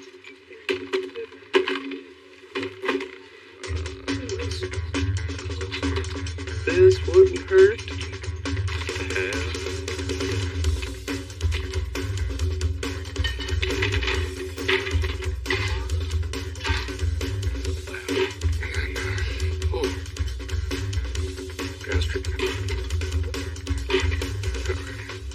Yep. Got a shot for a rat hose. It is super sharp 90. Like a real sharp. Ooh. The water pump's right up against that rear fascia, so we're just gonna buy a few of these things and hope they work. These folks here are super nice to let me just kind of peruse and see what we need. So, I need a part number 121G. 121, G is in golf. Yep. There it is. The flux capacitor. Scott. Special order? Special order. Let's order it. I need it. Alrighty. I think that's gonna do for this trip. I might have some more rewards. Oh, rewards. Scan that bad boy. There you go. There we go. We got the coupon today.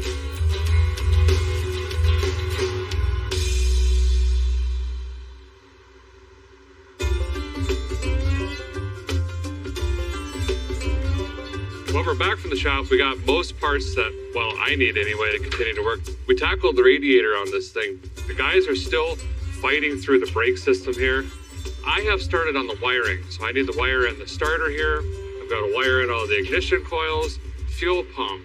We got fan relays. There's a lot, gauges and stuff like that. Basically gonna be, for me, 8 to 10 hours of burning my fingers off. Sweet.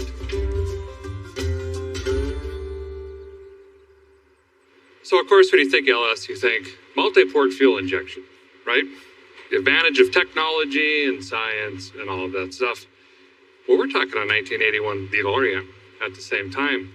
So we're gonna take this LS, and of course, we're gonna put a high-rise intake on it, and we're gonna put 2 4-barrel carburetors on this, yeah? Carburetors. 70s, 80s technology. So one of my theories is we're already making DeLorean purists very upset by, well, everything we've done here.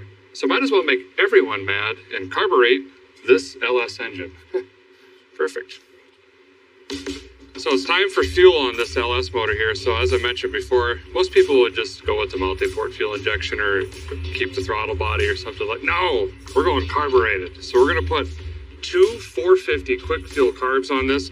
The rear one's not gonna have the choke, the front one will. Then we're gonna have dual linkage here. So when you hit the throttle, both carburetors operate at the same time. And I don't know what math is. It's something like 900 CFM blasting through this LS. Should scoot pretty good. We are going to put a big exhaust tip on the back of this thing to kind of go with the flow of everything else. Plus, we don't have a whole lot of space for exhaust, so 15 slats. And now we just need to make a giant rectangle. Yep, because we're just doing a box now. We got a hillbilly running a computer over here. I don't know how this is gonna go. Oh, please work. Just cut the metal. Yes. Yay.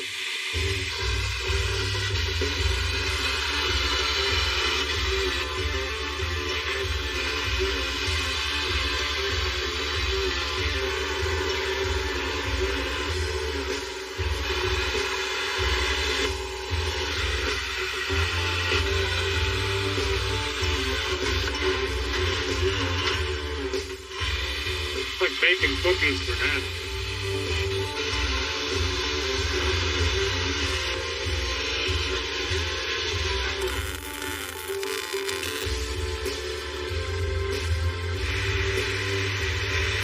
This big thing is going to be if DeLorean made a real exhaust tip in 1981, exhaust tip. And Andy's gonna put this basically into the bumper. He's cut the bumper. And this is going to be like a really cool looking futuristic fireball shooter.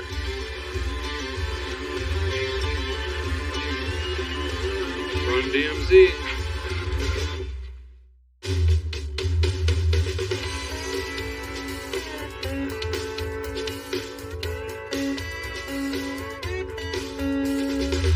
Well, it was a really long night last night. We got a lot done actually. And this morning, right away, we want to do a visual change. So we're going to start with tires and wheels.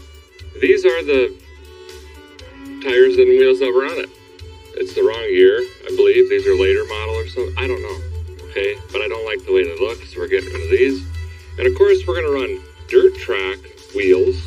And I don't know what tires these are. Man, Coca says.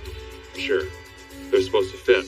Now, I think we're going to have the first dual carb DeLorean on dirt track wheels in history. And I do like that. Well, it currently looks like it's running a quarter mile. Nose is way up, you know what I mean? Like them people at the golf course. We gotta lower this thing. I got me here a acetylene lowering kit.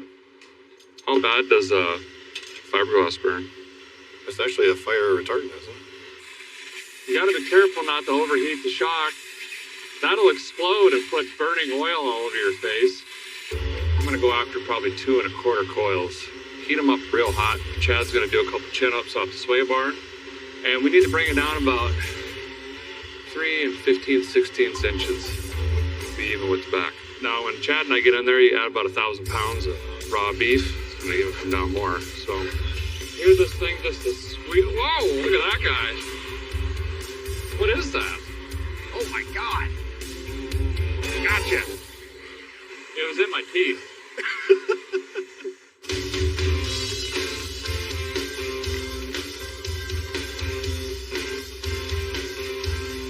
Chad and I are basically just ruining our day wiring right now. We'll be doing this for the rest of the day. You'll probably see none of it. But we need a computer, this thing here, to run the ignition in the vehicle. Also, since we're gonna time travel, we need switches and stuff. A lot of gadgets in here. This is how we're gonna fire up the rig. And we're also gonna have fans and fuel pump and everything like that. And then it should just work. Okay, bump the starter. Oh!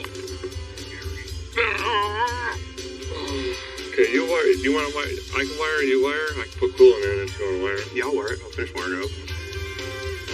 That thing's emptier than Mike Tyson's bank account. I ran it to the dump the other day. This is not normal. Pick it up a little bit. Pop the... It's a screw down. Oh. Everything's fine.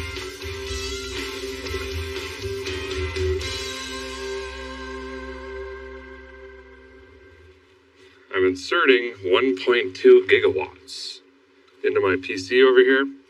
Gonna download the software to the MSD LS series ignition controller, and I'm gonna have to make a timing table because this cam is ginormous. It's wrong for the application, plus then we added 2 carburetors.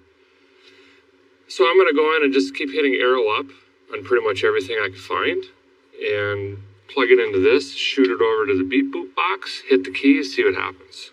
Okay, ignition on. Neutral double check. Hit the starter.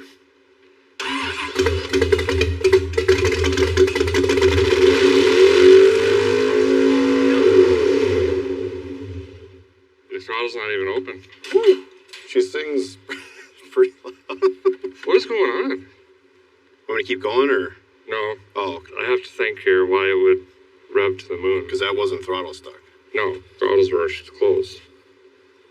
So do we have that big of a vacuum leak? Be ready on the kill switch. Again. I'll see if it starts. Go ahead and try to fire it up.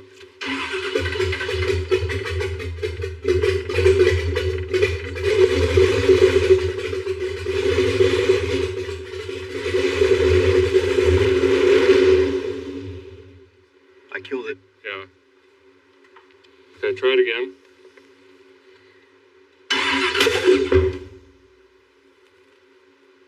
Ow! Oh my God.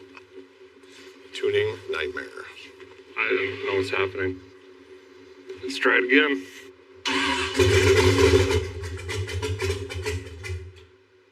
Try it again. How could it go from idling so high to now idling at all to wanting fuel? Try it again. Oh no, you Try it again.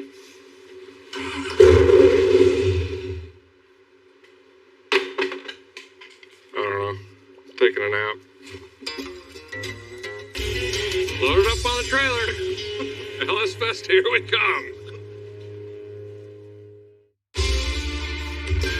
Cam sensor fault. No, it's not reading the cam sensor. Try it again.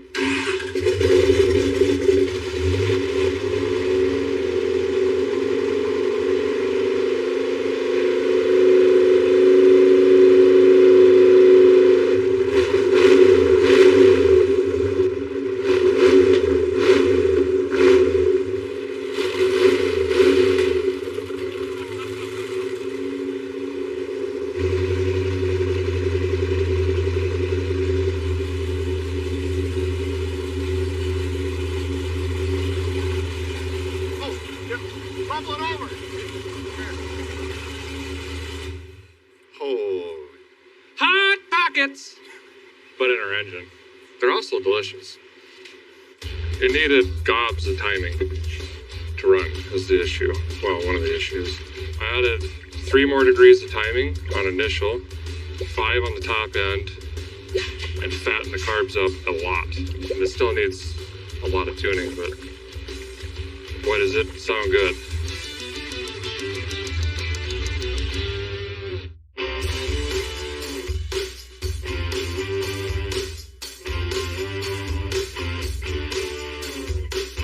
Well, Chad, now you're bolting on the back bumper. That means this list is officially done except one thing right here, time travel.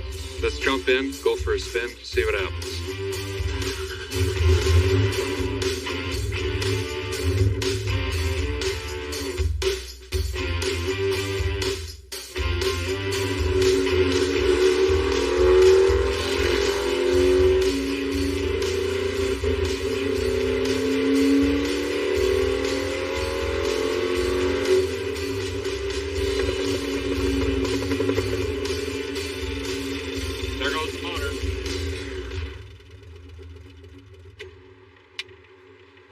Fun while it lasted. You know? Yeah. Hindsight, we probably should have put bearings in. You know? Get another LS. That was a lot of work.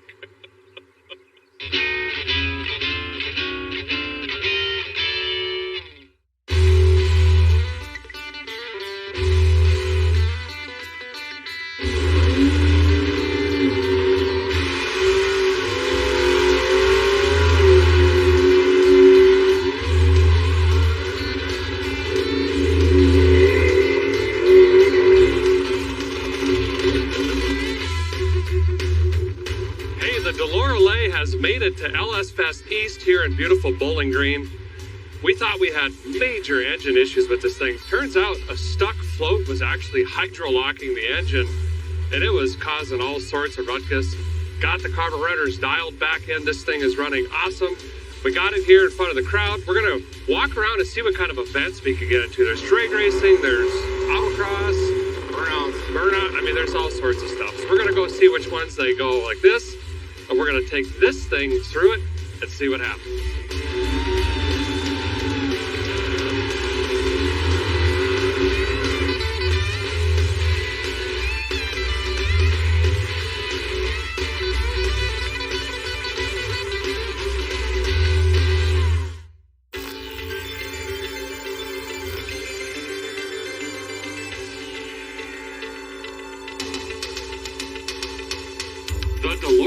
Is complete, the world's first dual-carbed LS swap DeLorean.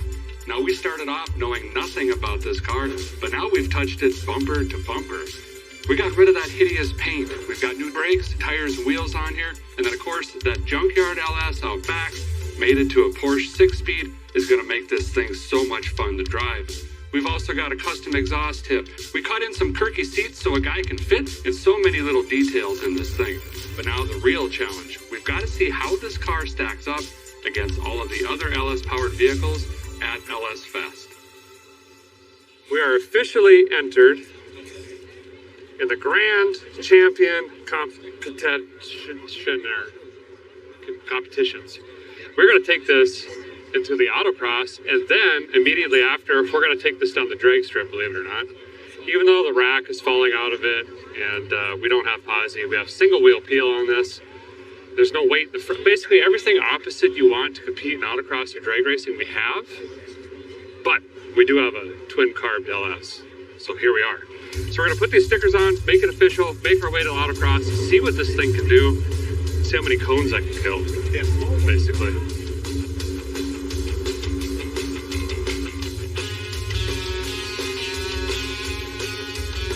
It's already hot. I'm going to get lost big time. We'll just pull a dulcich and go straight across the middle.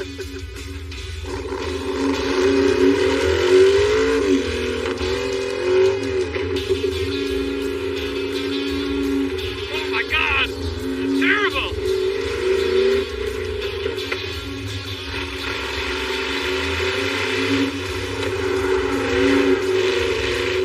Dude, it's so bad. Door's opening. Door's opening.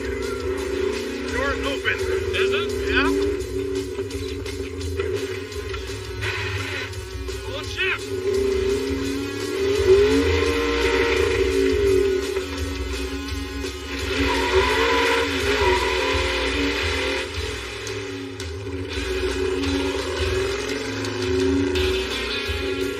see rubber flying. Yeah, from the front tires.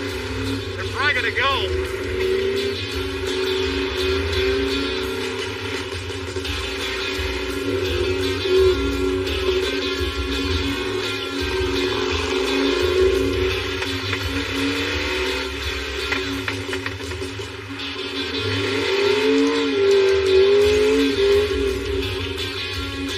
That doesn't work.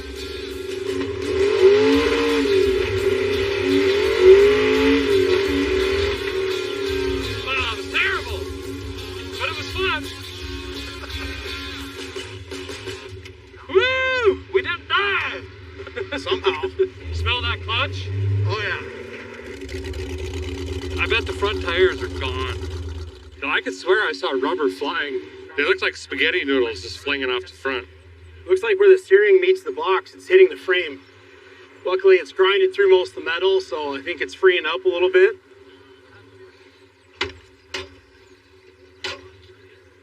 There. Clarence.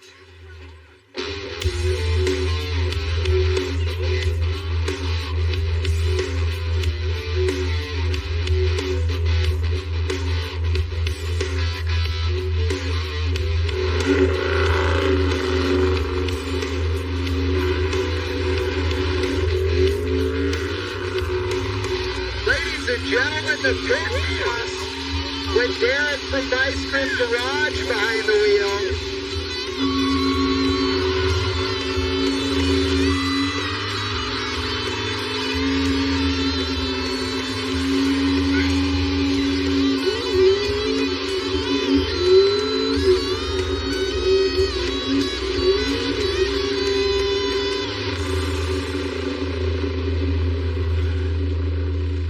So that was pretty fun. Just got done doing a burnout competition in basically a rented car. My buddy Brian built a little pacer, threw me in it, Turbo LS. That was a lot of fun. And right before that, we did a thing with the DeLorean in the autocross. I mean, it was just kind of terrifying, mainly. Your door was real opening. Scary. Well, the only thing is, I mean, you pulled it out of the trees a week ago. We built it in 4 days. Now it's here competing at LS Fest. A lot of people are looking at it. They think it's pretty cool. So, I mean, That is a win, actually. Yeah. At least it's being used and not rotting away. Speaking of being used, I'm about to go dump the clutch at the start line of the quarter mile. I'm told we get one pass in this thing. I'm thinking low 13s. You're thinking 12. I'm thinking mid 12s, mid high 12s, probably. So I'm definitely going to miss a gear then, just so I'm... Oh, 100%. Right. I knew Yeah. that was going to happen. Yeah. Okay, let's go see what this thing does at the quarter mile. Right.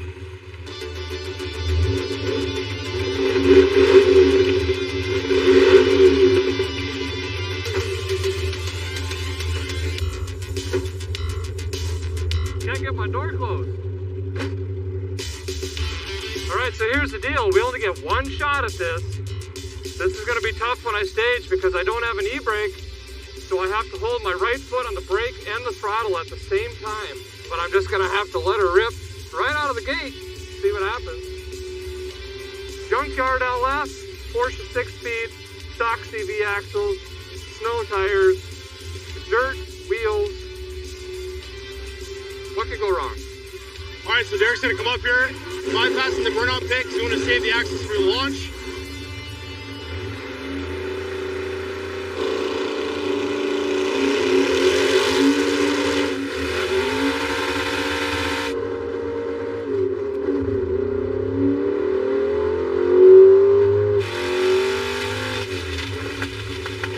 Keep rope. That's it. I think something definitely broke because he pulled off to the track, so that means there's oil spraying.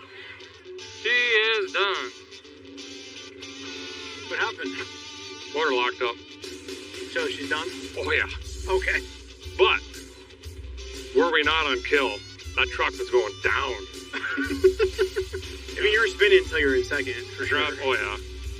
I knew that, so I just stayed on the chip to get enough to grab second. And then once I grabbed second, it started pulling, and then Yeah. that's a bummer, man. I felt like I was on a tear. Mission failed. We did not reach 88 miles an hour, but man, was it a lot of fun. Too bad Andy couldn't be here. Big thanks to him. Thanks for your help, man. Yeah, This was really cool. This was awesome. So Thank you pushing, I'll steer? I guess. Okay. Sweet. Well, that's going to do it for this season of Roadworthy Rescues, but stay tuned. There's plenty more to save, and maybe we'll see you soon. Faster! We'll never reach 88 at this speed.